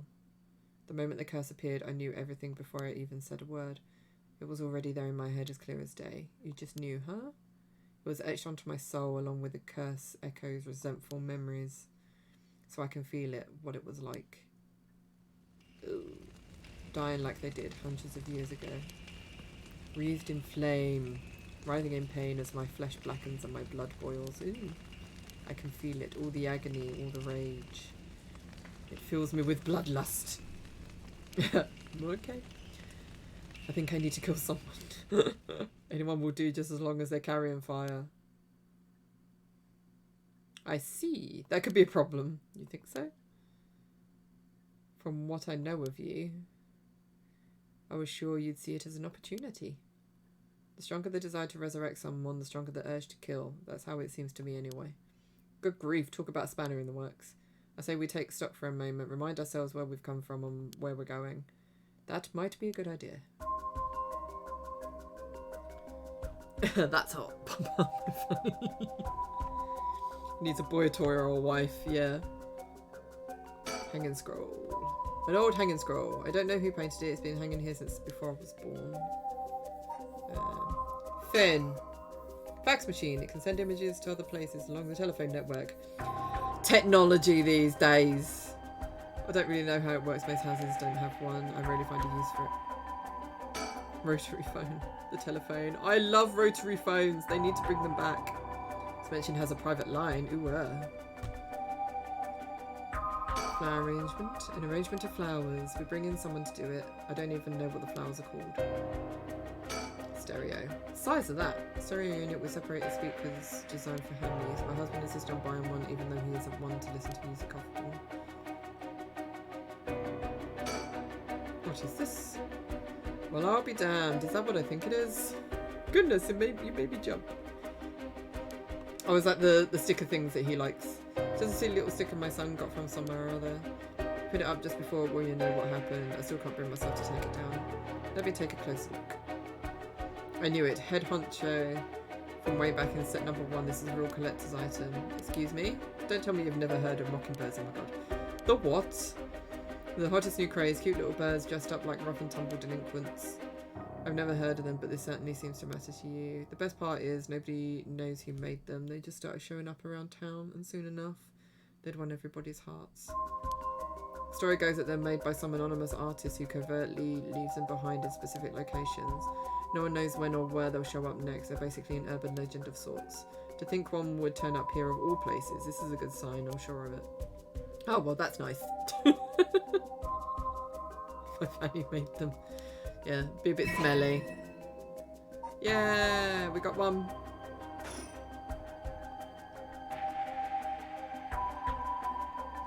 Television. A colour television. Father bought one as soon as it hit the market. He likes to have the latest gadgets. Unlike the latest models, there is no remote control. We've had it for a long time. Back when it was new, we all gathered around it and marvelled at it as a family. But with Father and my husband being away so often, it quickly fell into disuse. Ink. My heart's still racing. This is it, my chance at long last. Talk about the investigation. It's what you hired me for, Mum, to look into your son's kidnapping last year.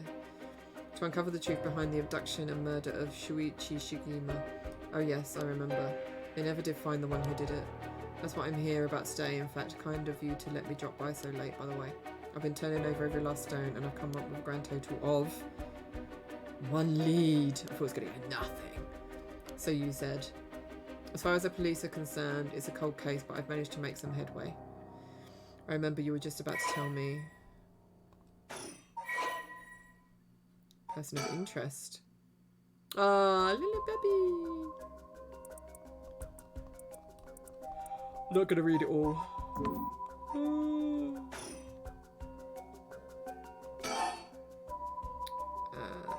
About the investigation.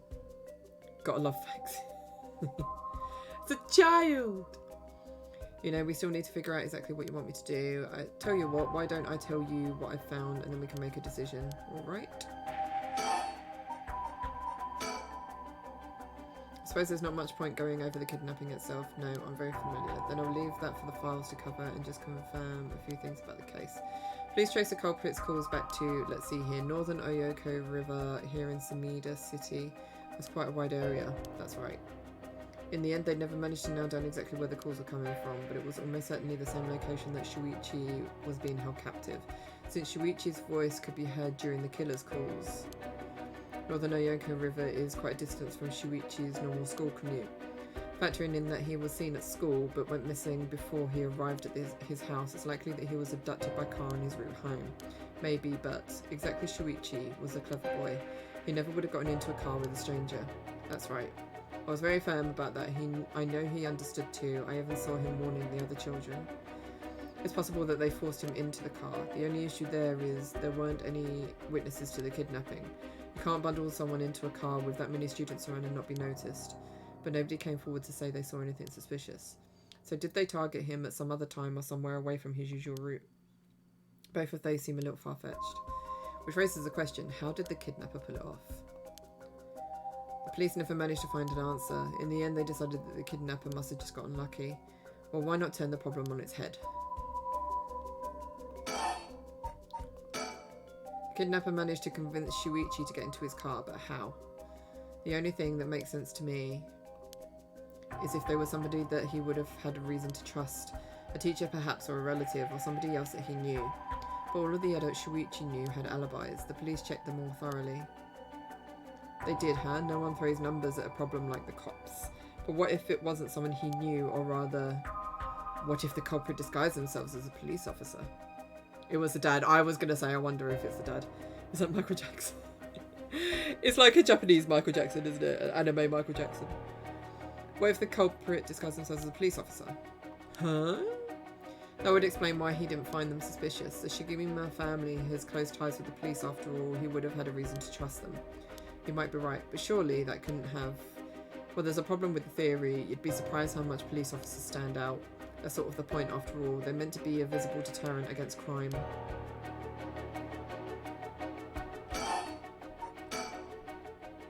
But here's another interesting little bit of trivia I happen to know. When you ask people to imagine someone suspicious, nobody pictures women or children.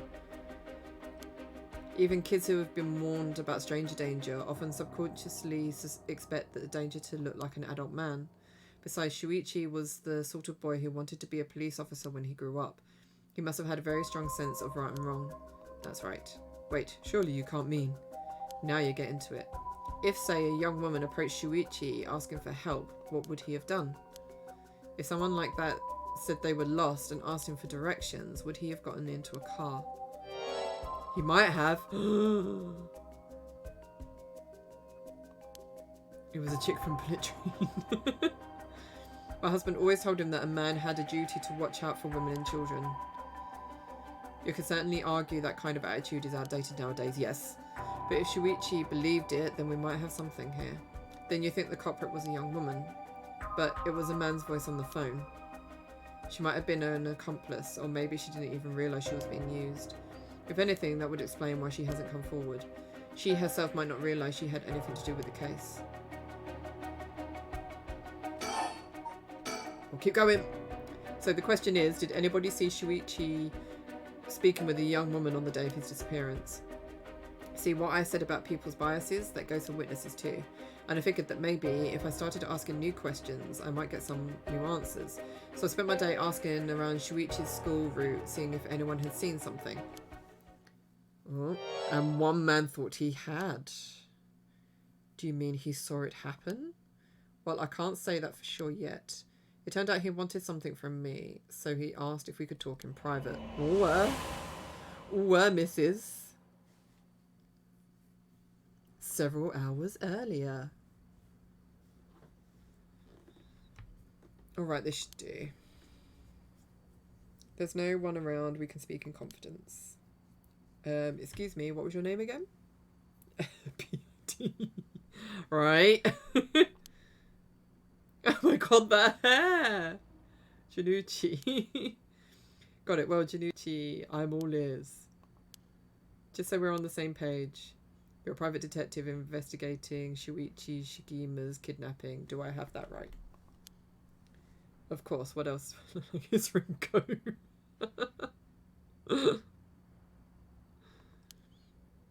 How should I know what a private detective looks like? I'll forget it. Look, I'll tell you straight. Dun-dun. My life is in danger and I need your help. Oh, for God's sake. You'll excuse me if that caught me a little off guard. Let me ask you straight. Who is trying to kill you? A student called Michiyo Shirashi. Interesting. A schoolgirl, eh? Sounds like you've been naughty. It's nothing like that. That girl, she's a murderer. I'm the only one who knows, but I saw what she did. Michiyo Shirashi. I saw her kidnap Shuichi Shigima. Come again. I saw her talk to him on the street and lead him away. I didn't think much of it at the time, but then he went missing. She murdered him, I'm sure of it, or at least she's got something to do with it. That's what you're here for, isn't it? Then you can't let her get to me. I think he just did. If that's true, you've been sitting on some valuable information. Why didn't you tell anybody? Well, you see, if you can't explain that, I don't have any reason to believe you. I couldn't! She told me she'd kill me if I spoke a word. You're telling me a schoolgirl had you scared for your life. So you've been sitting on that for all this time and you think she's coming for you, now you've spilled the beans. Yes, that's it, exactly. I'm begging you, don't let her get me. Arrest her, I'm telling you, she's a demon! Well, you seem to believe what you're saying, but it just doesn't add up. How could a schoolgirl have a fully grown man so terrified? You don't know what she could do. She'll curse me. Curse you? Oh, the animations on this, man. I'm sorry, but you're losing me here. It's true, her house. It's... Ah, forget it. Why do I even bother? You seem dubious enough to believe me, but I should have known you'd never understand. Here's the face, yeah. Enough, I'll find someone else to help me. Hey. He's duck clipping so hard, right? Such a poser. And that's about the long short of it. I can hardly believe it. At the time I thought his mention of curses was just crazy talk, but I'm starting to see that there might have been more to it. Then if we can just find that girl. Curse or no curse. If she was with Shuichi on the day of the kidnapping, then there's a good chance she knows something. On top of that, I did some digging on the man I spoke to. His full name is Kohei Janushi. He's a teacher at Kamagata High School here in Sumida. A teacher, then the schoolgirl, is one of his students. I think that's very likely. My god, it just keeps going. At last we've got a lead. Hopefully it will be the breakthrough we're looking for. Yay, that was TikTok. Okay. Right of Resurrection. I read about that in an occult magazine the other day. Apparently some old book showed up recently with all the gory details, and they say that the right can be found somewhere in Honjo. I remember the first time you told me about that. It felt like my prayers had been heard, like I had hope, real hope for the first time. Ever since that awful day, I've wondered, what if I hadn't sent him to school? What if I'd just paid the ransom? Not a day goes by when I don't think if I'd done something differently, Shuichi would still be alive. I can imagine that is just like, as a parent, if you're to lose a child, like you have to live with those what ifs for like the rest of your life, and I just couldn't imagine it. It's just like probably the worst feeling ever. Why is Richter oddly charming, right?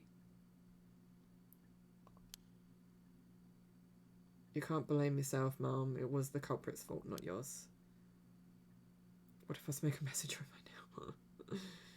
Though I know that won't help any. Grief is funny like that. I'm guessing that's why you're after the right. Guess I didn't need to ask. It's written all over your face. I can tell how much he meant to you. He's her child, for God's sake. But, and this is a big but, if this right is the real deal, using it will mean killing someone and stealing their soul. Those eyes, those are like so like high eyes. Is that a problem? If it comes to that, I'm afraid I'll have to stop you. Oh, that's a shame. Then I'll have to kill you. A shame, huh? That's all. I thought if I'm going to be competing with other curse bearers, then your detective skills might come in useful. You realise you're talking about ending someone's life, right? Don't you see an issue with that? I think any parent in my position would happily kill for a chance like this. That's so, is it? Dear, oh dear, what have I gotten myself into? You know, we still need to figure out exactly what you want me to do. Tell you what, why don't I tell you what I found and we can make a decision? All right. Yeah, we still need to figure out exactly what you want me to do.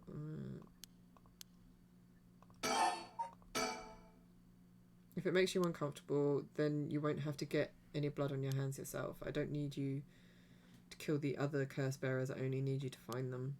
I won't be party to murder, Mom. Not even for a client. I'll pay you.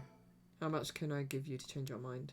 Sorry, Mom, but not everyone has a price. I've got my policies and I stick to them. I see. I didn't realise you were so stubborn. Let me say, though, it's not like I don't get what you're going through. As long as you're not killing anyone with your own hands, maybe I can help you out. What do you have in mind? Well, how about stealing someone else's curse stone after they've filled it with soul drugs? If that was all you were after, then I could lend you my services guilt-free. If the other curse bearers want to kill each other, that's their business. I'm not trying to be a hero here. I guess there's no guarantee a stolen curse stone will work, but we can worry about that later. Well then, I suppose we have a deal. Never is this crazy. Nope. Although, what if I stole a curse stone using my curse? Would you disapprove? That would void our contract, Mom. Just warning you now. My. Before we go any further, why don't you tell me about the curse of yours? The Haunting Clappers, was it? That's one of the 7 mysteries of Honjo, if I remember correctly. That's right. The original story did happen somewhere near here, I think. I'm sure I remember hearing that. In that case, my money would be on all the curse bearers being somewhere in Honjo. Our first move should be to narrow them down. Some of them are bound to try and come for you first. We'll need to be ready. The curses make their bearers more willing to kill, so an attack could come from anywhere. That sounds sensible. And if I remember correctly, your Haunting Clappers can set people on fire, but only if they have a naked flame or a lighter on their person. Is that right? That's right. In olden times, wooden clappers were used to warn people of fire. I'm guessing it punishes those who don't heed the warning. It seems like a good curse to have. It's simple and straightforward enough to use. Although it's hard to say how it stacks up without knowing what else is on the table. You really think it's that good? The target can't do much to throw it off, and it has a nice long activation window. It's big that it works on lighters too. Just slip one into your target's pocket. And say that condition were already fulfilled before they even knew you're there. They wouldn't even know what hit them. Maybe I won't actually have to use it. I could just tell someone I would, and they'd have to do what I said. Threats could work, although without any proof, it will come down to how convincing you can be. If only you could use the curse, then back out at the last second. At the last second? What an interesting idea. I have a lighter right here. We could try it now. That's it. That's an interesting proposition. But maybe not. I'm not quite crazy enough to make myself a guinea pig. Oh, I see. You're an odd one, Mom, if you don't mind me saying, and I don't think it's just the curse. You flutterer. Stop. Just want to get him to my knickers. Right. As for what we do next, first of all, I think you should stay indoors. Try not to do anything spontaneous or outside of your normal routine. Right then, have you decided what you want me to work on? Help me with the rite. Bringing my son back is more important. I want you to help me with the rite of resurrection. Roger that. The rite it is. Odds are good that the others' curse bearers are also working by night. Anyone they kill under the cover of darkness won't be discovered until sunrise. I bet they'll be trying to do as much as they can before morning comes. So it's settled then. I'll look into the other curse bearers by night. And once the city wakes up, and I can start asking questions. I'll investigate the kidnapping as well. I'll even try and find Miss Shiraishi as part of the bargain. Thank you. That's more than enough. Now then. I should get to work. There's only so much time before sunrise. He's trying to get Thumb, I think so. Wants to investigate your back door. For God's sake. I'll call you if I find out anything new. You stay here and keep a lookout. All right. There's no telling what kinds of curses you might find out on the streets tonight. Don't go outside if you can help it, and try to be ready for anything. Be ready for anything.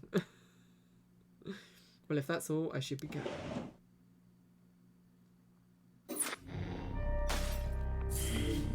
Ooh. Then again, he doesn't really strike me as a type. Does he not? That's to me. Having obtained the curse of the Haunting Clappers, Harui Shigima is determined to use the rite of resurrection by stealing the remaining curse stones. She instructs her private investigator Richter to find the other curse bearers. Progress! Yeah, we made some.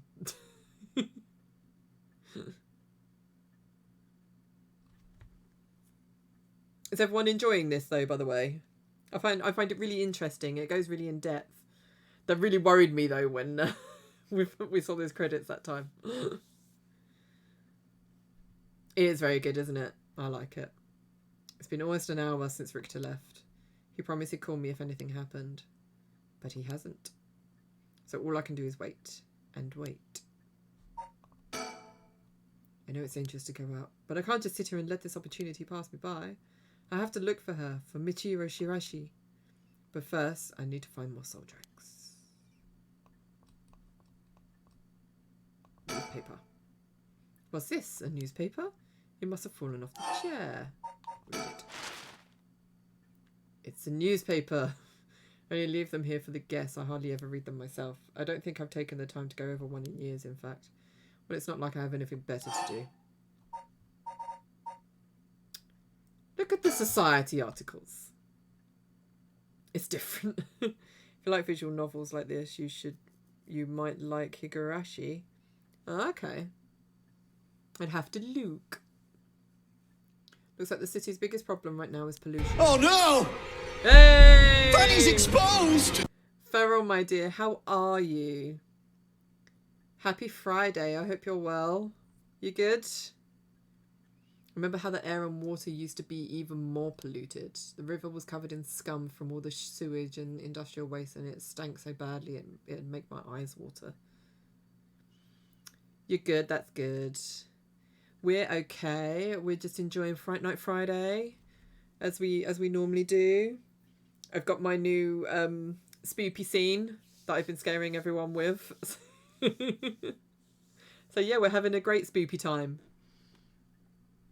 But you got any plans for the weekend? Ooh, read that right. Eventually people started getting sick and it couldn't be ignored anymore. Fortunately, it's gotten better since then. Although the air around the industrial district is still filthy with gas and smog. Oh, you're watching a bit of Rings of Power. Okay. What did you think of it so far? I need to distract myself somehow. I don't want to be alone with my thoughts. Maybe reading the newspaper will take my mind off things. Okay. Read more newspaper.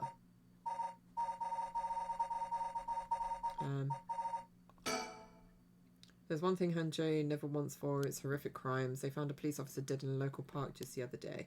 A lot of my family are in the police. I hope it wasn't anybody I knew. I don't read the news anymore, not since last year. It brings back bad memories.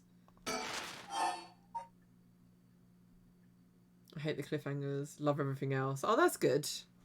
I'm glad you like it. I think it's probably something that someone would love if you're not, like, massively into, like, the books, like Tolkien books or the Tolkien movies sort of thing. If you're, like, just a casual sort of, you dabble in Tolkien, then I do, like, I can understand how people would like Rings of Power. It's not that I didn't like it. I think it's just very different and not, like, exactly true to the lore.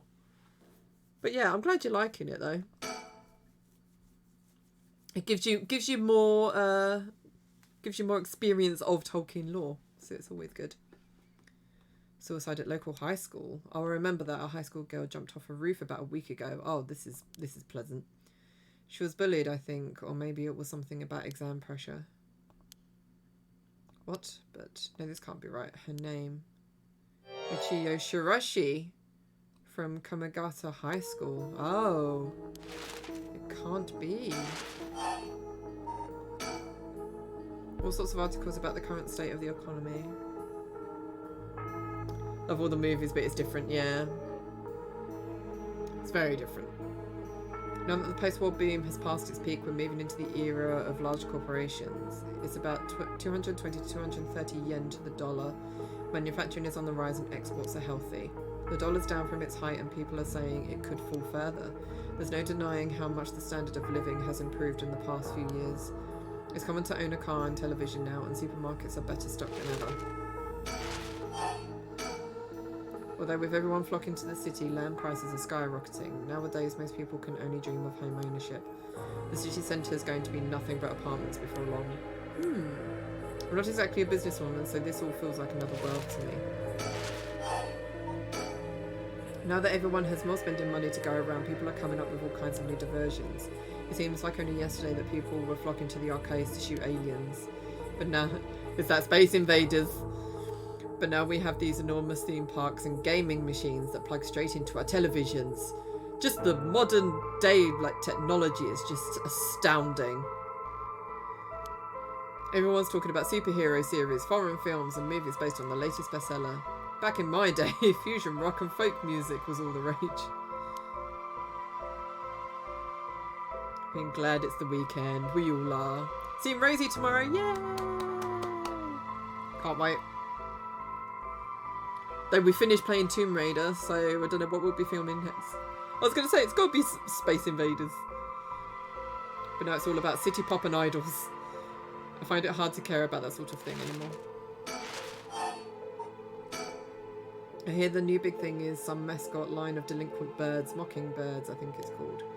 Was that what Richter was talking about? Trends seem to have such short shelf lives now, with how quickly the times are changing. I think I'm just too old to keep up anymore. It's young people who are leading the way with their modern worldviews. My generation will only fall further behind. Everyone attends high school now, even girls, oh my god. Universal education policy, they call it. The country's gotten rich enough that every child can go to school.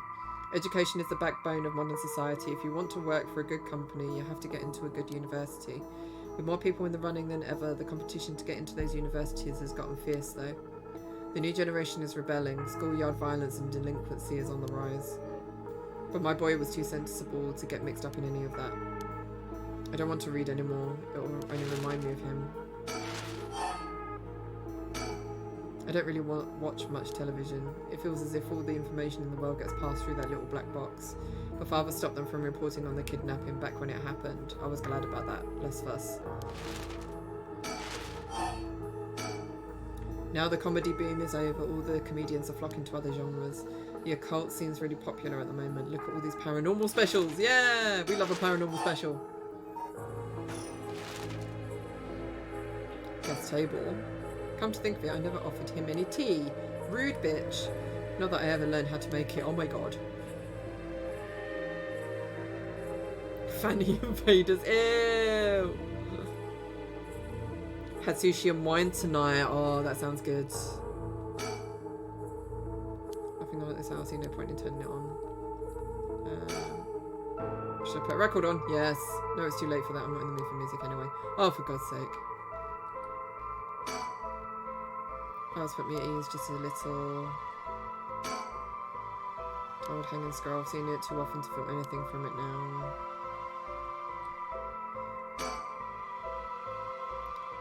Waiting for Richard to contact me, but he hasn't. I've made sure the receiver is on the hook. It will ring as soon as he calls. Alternative version. Ah! That must be him. Go, answer! This woman is basically a vag on legs. Where is your autonomy, woman? I know, right? Hello, Shigima residents. We can't make tea. What good are you? I found one. Komagata Bridge.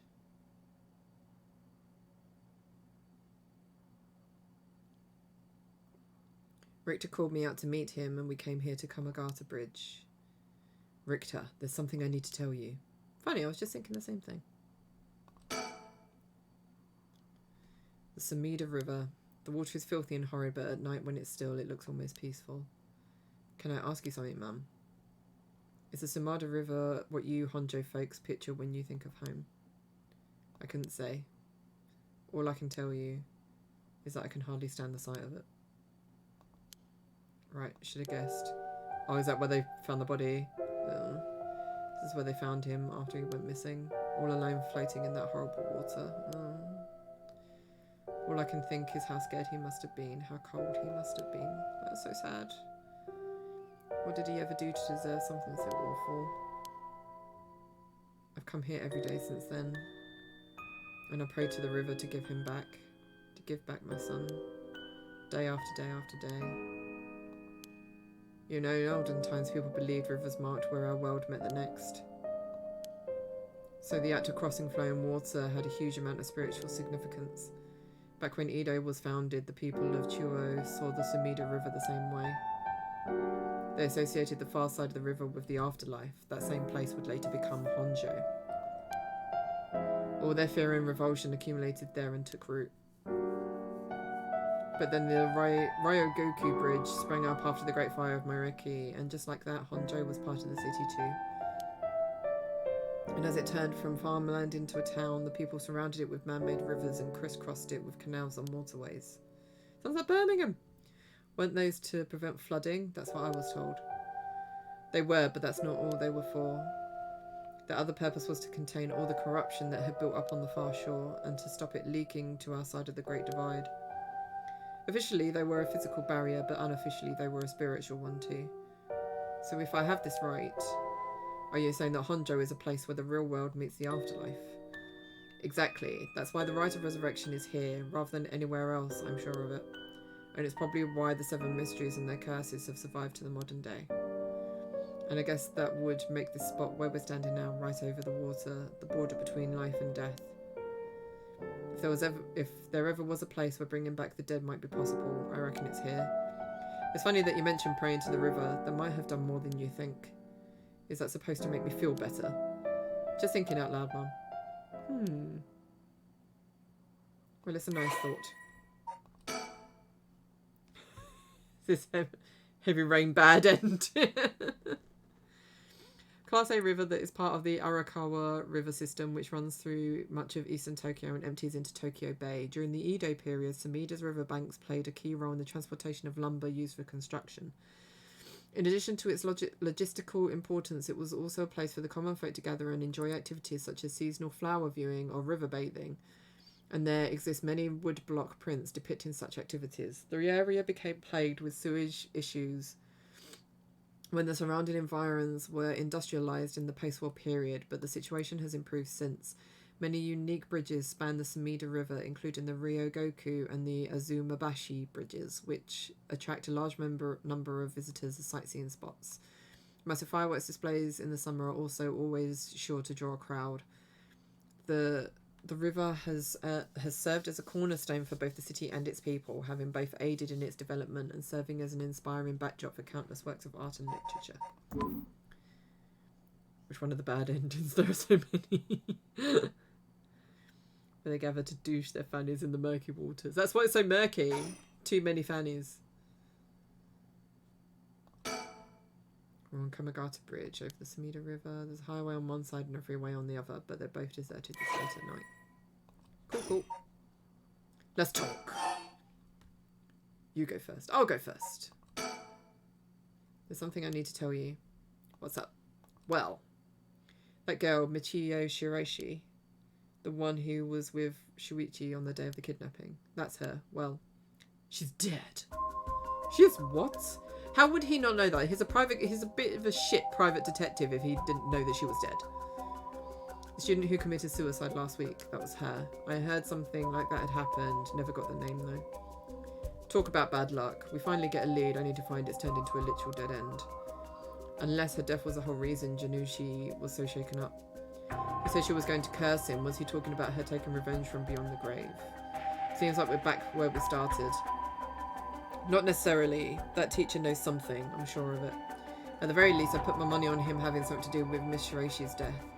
That's why he's so scared of being cursed by her. I see. And also something tells me he knows more about your son's kidnapping. What? In any case, I think I've got a good idea of what he's hiding. Call it a hunch. A hunch? Or more of a theory. Care to take a guess? I can say. And a question. Have any of you tried Planet Zoo? No, I can't say I have. I'm just an ordinary housewife. I'm not clever enough for all this. Oh, for God's sake. I just want to take her shoulders and shake her. Are you sure? I'd had you down as sharper than that. That's flattering, but I'm afraid you're mistaken. Anyway, that's enough of speculation for now. The truth will be out in time. Right now, I think we need to have another chat with Mr. Janushi. Standing around is the last thing I want to be doing right now. This is my only chance to bring back my son. I can't afford to fritter it away. Please go ahead. Alright then. I've been poking around places connected to the 7 mysteries looking for curse bearers, and I think I found a few candidates. First tall man I ran into in Kinshibori Park.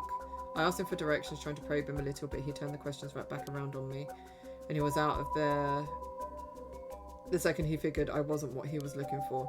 I got the sense curses were nothing new to him. I'm about 40% sure he's a curse bearer. Then there's this middle-aged guy I saw on South Gesui Street. There's no question about this one. He had one of the curse stones in his hand. He had a nervous air about him too. It was Clear he was up to some shady business. Gathering soul drugs, I'd bet. He'd make a good target. Next up is a pair. A young man and a woman saw around Ryogoku Bridge. So that was the guy that we killed. And I remember when after I killed him, and like the camera turned towards me, there was a woman in the background. That must be her. Didn't realise there was a pair of them. This time the man came up to me and asked me flat out if I was a curse bearer. I told him I didn't know what he was talking about, and he backpedaled and left. Looks like they lurk around there often, looking for kindred spirits, would be my guess. Though it didn't seem like they were quite working as a pair. Gathering soul dregs in a group might be a decent idea if you can make it work. Getting it and binging all weekend. Sounds like a plan. Do love the good binge of a game. Wine, sushi, and binging gaming. Sounds like a great weekend. With things being how they are, it's got to be hard to find folks that one can trust. They've got brass though, I don't know what their deal is, but I'd like to find out. Last is 2 detectives I've seen sniffing around. The police are involved. Not necessarily. A body turned up in a local park a few days ago, so they might just be looking into that. Still, the park's got ties to one of the 7 mysteries. Might be it was a curse that did the guy in. And if they're sending in detectives from their head office, then something's got to be up. How'd you know where they're from? Let's just say when you're in the business, there are some faces you get to know. Anyway, that's everyone who caught my eye. You found them all in so little time. I really did hire the best. It's all in the name, Mom. Richter Kai, P.I. Such a poser. No, wait, make that Rita Kaya investigator extraordinaire. Maya, an investigator extraordinaire. Is that why you could dress like that without drawing attention to yourself? You bet, an investigator extraordinaire can blend in like a chameleon in any outfit. Well, that's aside. The middle-aged man and the young couple sound the most promising, am I right? Whichever we pick, it's still too early to make a move. Doing the duck lips. Seems like the curse bearers are less involved with each other than we thought. Plus, there's still others we don't know about. I say we hang fire and see how things play out. Once more bodies start showing up, that will get the pot nice and hot. And once it's boiling, our chance will come.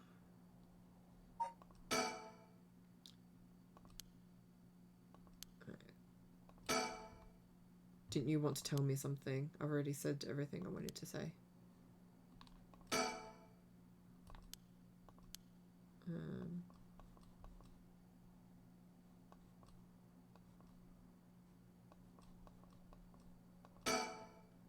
He's gazing down at the water. What does he see down there, I wonder? Oh, that's right.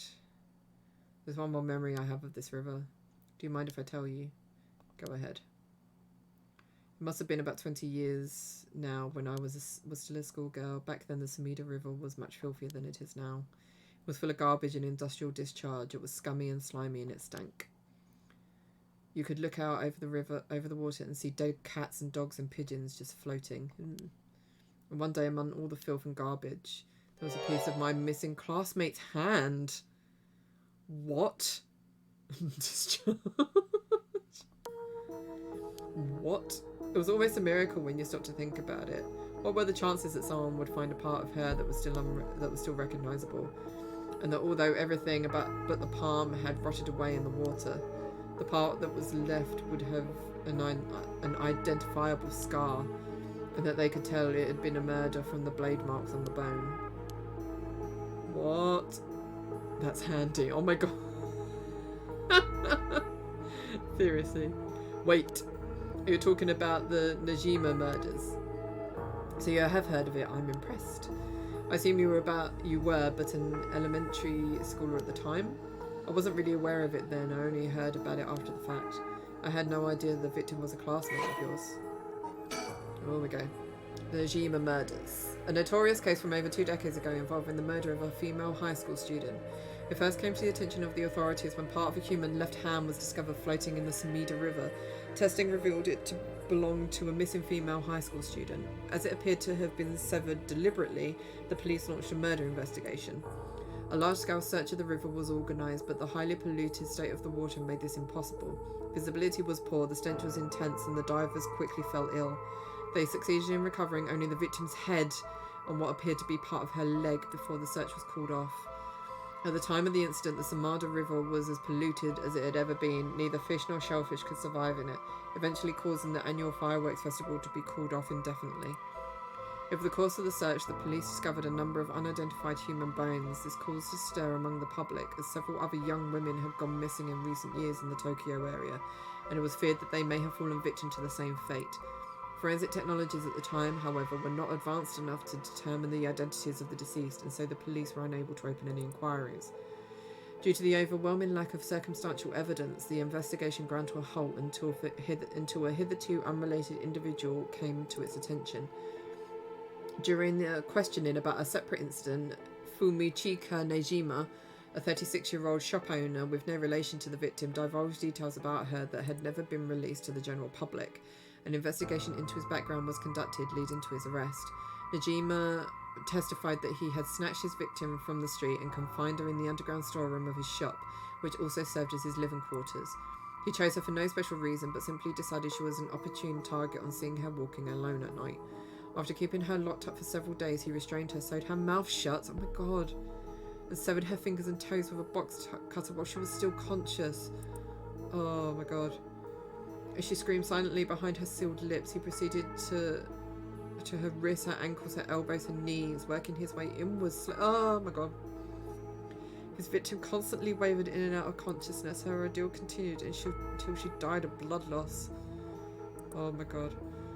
Ujima dismembered the rest of her body and disposed of it behind his home in the Sumida River before cleaning his storeroom and returning to his everyday routine as if nothing had happened. The brutality of his actions shocked the nation when they were eventually reported. Once apprehended, Najima readily divulged the details of the murder but was less willing to explain his motive. When asked, he would only break down in tears, saying, "I don't know what came over me, I know it was wrong." In the end, the police could extract nothing more from him than expressions of remorse, although the efficiency of his methods strongly suggested that he had committed similar crimes in the past. No corroborating evidence has ever come to light. Ujima was sentenced to life in prison at his first hearing. The sentence was imposed with no appeal from the defendant. My god. That's fucking awful.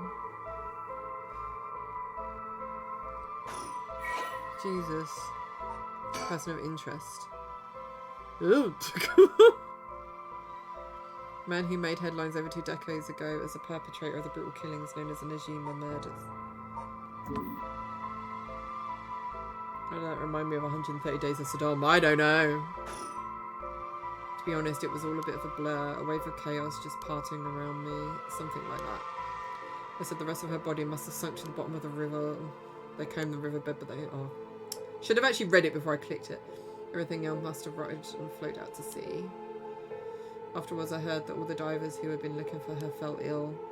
I'm so sorry for everyone involved. It's funny, everyone figures the river's filthy already, so one more piece of garbage won't hurt. But every little bit makes it worse. It's a vicious cycle. And I wouldn't want to go rooting round down there by myself.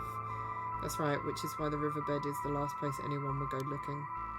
Or so was the killer's thinking, I suppose. The times were changing quickly back then. Things were confusing. Everyone seemed to be in a hurry.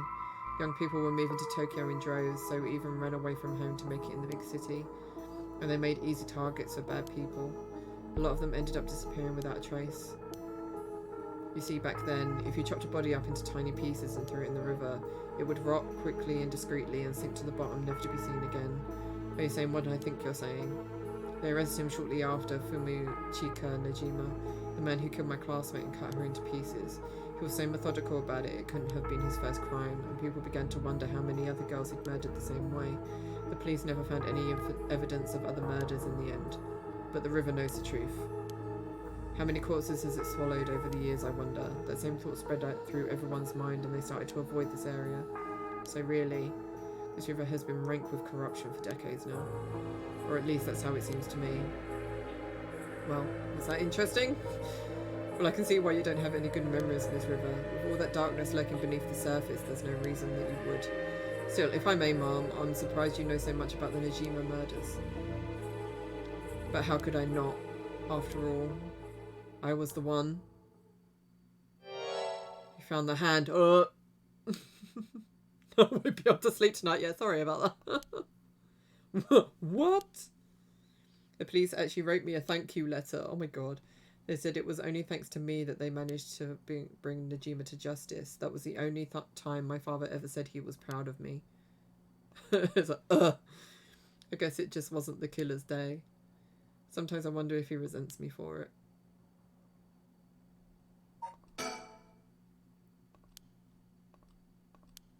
Okay.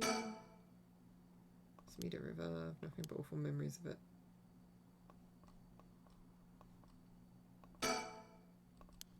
Something wrong. Not really. It just struck me. It's been 20 years since the Najima murders. So it has. Not to speak here or anything, but I thought you might be interested in knowing. Life in prison doesn't always mean life. There's precedent for first-time offenders being allowed out on parole after 20 years. Is he out? And if they're found to show remorse and desire to reform themselves, of course. That's right, I'm impressed you know so much. Still, it's hard for someone with a criminal record to reintegrate into society. I hear they've been trying to fix that recently, matching inmates with jobs and accommodation. Oh, really? They keep an eye on them, of course, and make them report in for regular checkups. But to avoid discrimination, they keep the inmates' records a secret from anyone but their employers. They even give particularly notorious criminals new identities so they won't be recognised in the workplace. Why? The way you put it. It's like you're saying Fumichika Najima could be out on parole right now, back in society under a new name with nobody any the wiser. It's possible. As it happens, a little birdie told me about a big name making parole a few months back. I don't know if that was Najima, but our discussion just now did bring it to mind. I see. How unsettling. Now that you mention it, I just remembered something too. What was it? They keep just remembering things. I was passing Kamagata High School a little while ago when I saw someone. A janitor, I think, and I could have sworn he reminded me of Fumichika Najima. Oh no. I thought she was about to say she knew a lot because she was the one to become. It's that type of game. I would not put it past them. He looked like he looked a little different after 20 years, much thinner than I remembered too. I told myself I was just seeing things. But perhaps it was him after all. Ugh. So, what next? The big question now is what the rest of the curse bearers are up to. Luckily, the Smeeda River is a good distance from any of the 7 mysteries. It's unlikely the other curse bearers will come all the way here. I can finally have a moment to think. I see. Alright. Suspend. Can I...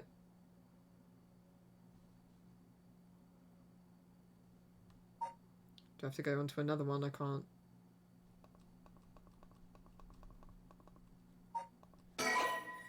You cannot currently progress. Oh, okay. Once your situation has changed, select resume to try again. Pressing suspend will turn you to the start. Oh, okay. How interesting. It's so in-depth though. I'm loving it, to be honest. But yeah, I'm gonna end that here anyway because it's conveniently 10:30. So yes.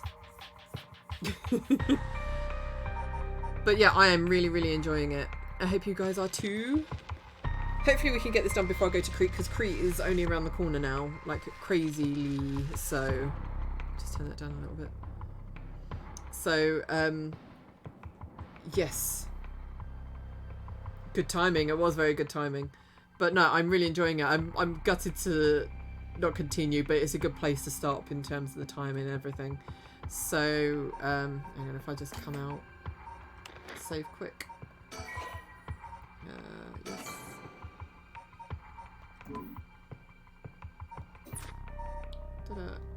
What are you doing? There you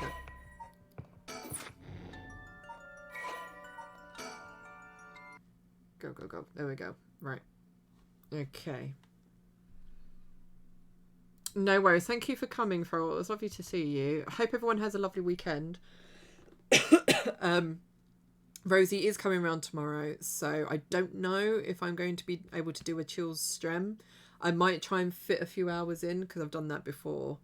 So I might try and do a like hour or two of Forspoken in the morning. We'll see how it goes. But I'll definitely be doing Sunday's Gem. And obviously it's the first weekend of not having to go to bed at 2 o'clock in the morning or wake up at 2 o'clock in the morning for Last of Us. So yeah, I'll be playing Last of Us Part 1 on Sunday and then catching back up with Shadow on Wednesday. So, but anyway, on that note, I hope everyone has a lovely weekend. Let's just see if anyone's around to raid before we leave.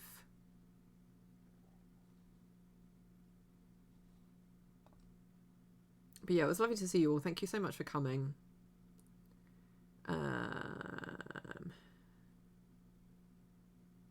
Who we got? Who Game When Board is on. He's playing Persona 5 and he's got on my list with the least amount of peeps. So I think we'll go and give him a raid, yeah? I think so. I think he might have only just started. That's probably why he's not got so many. But yes. So we'll send a raid over his way. But yeah, like I said, so I might try and do a quick chill stream tomorrow before Rosie gets here. If not, I will see you Sunday for more Last of Us Part 1. So on that note, have an amazing weekend, guys. Hope you have a good one, and I shall see you when I see you. Take care. Bye.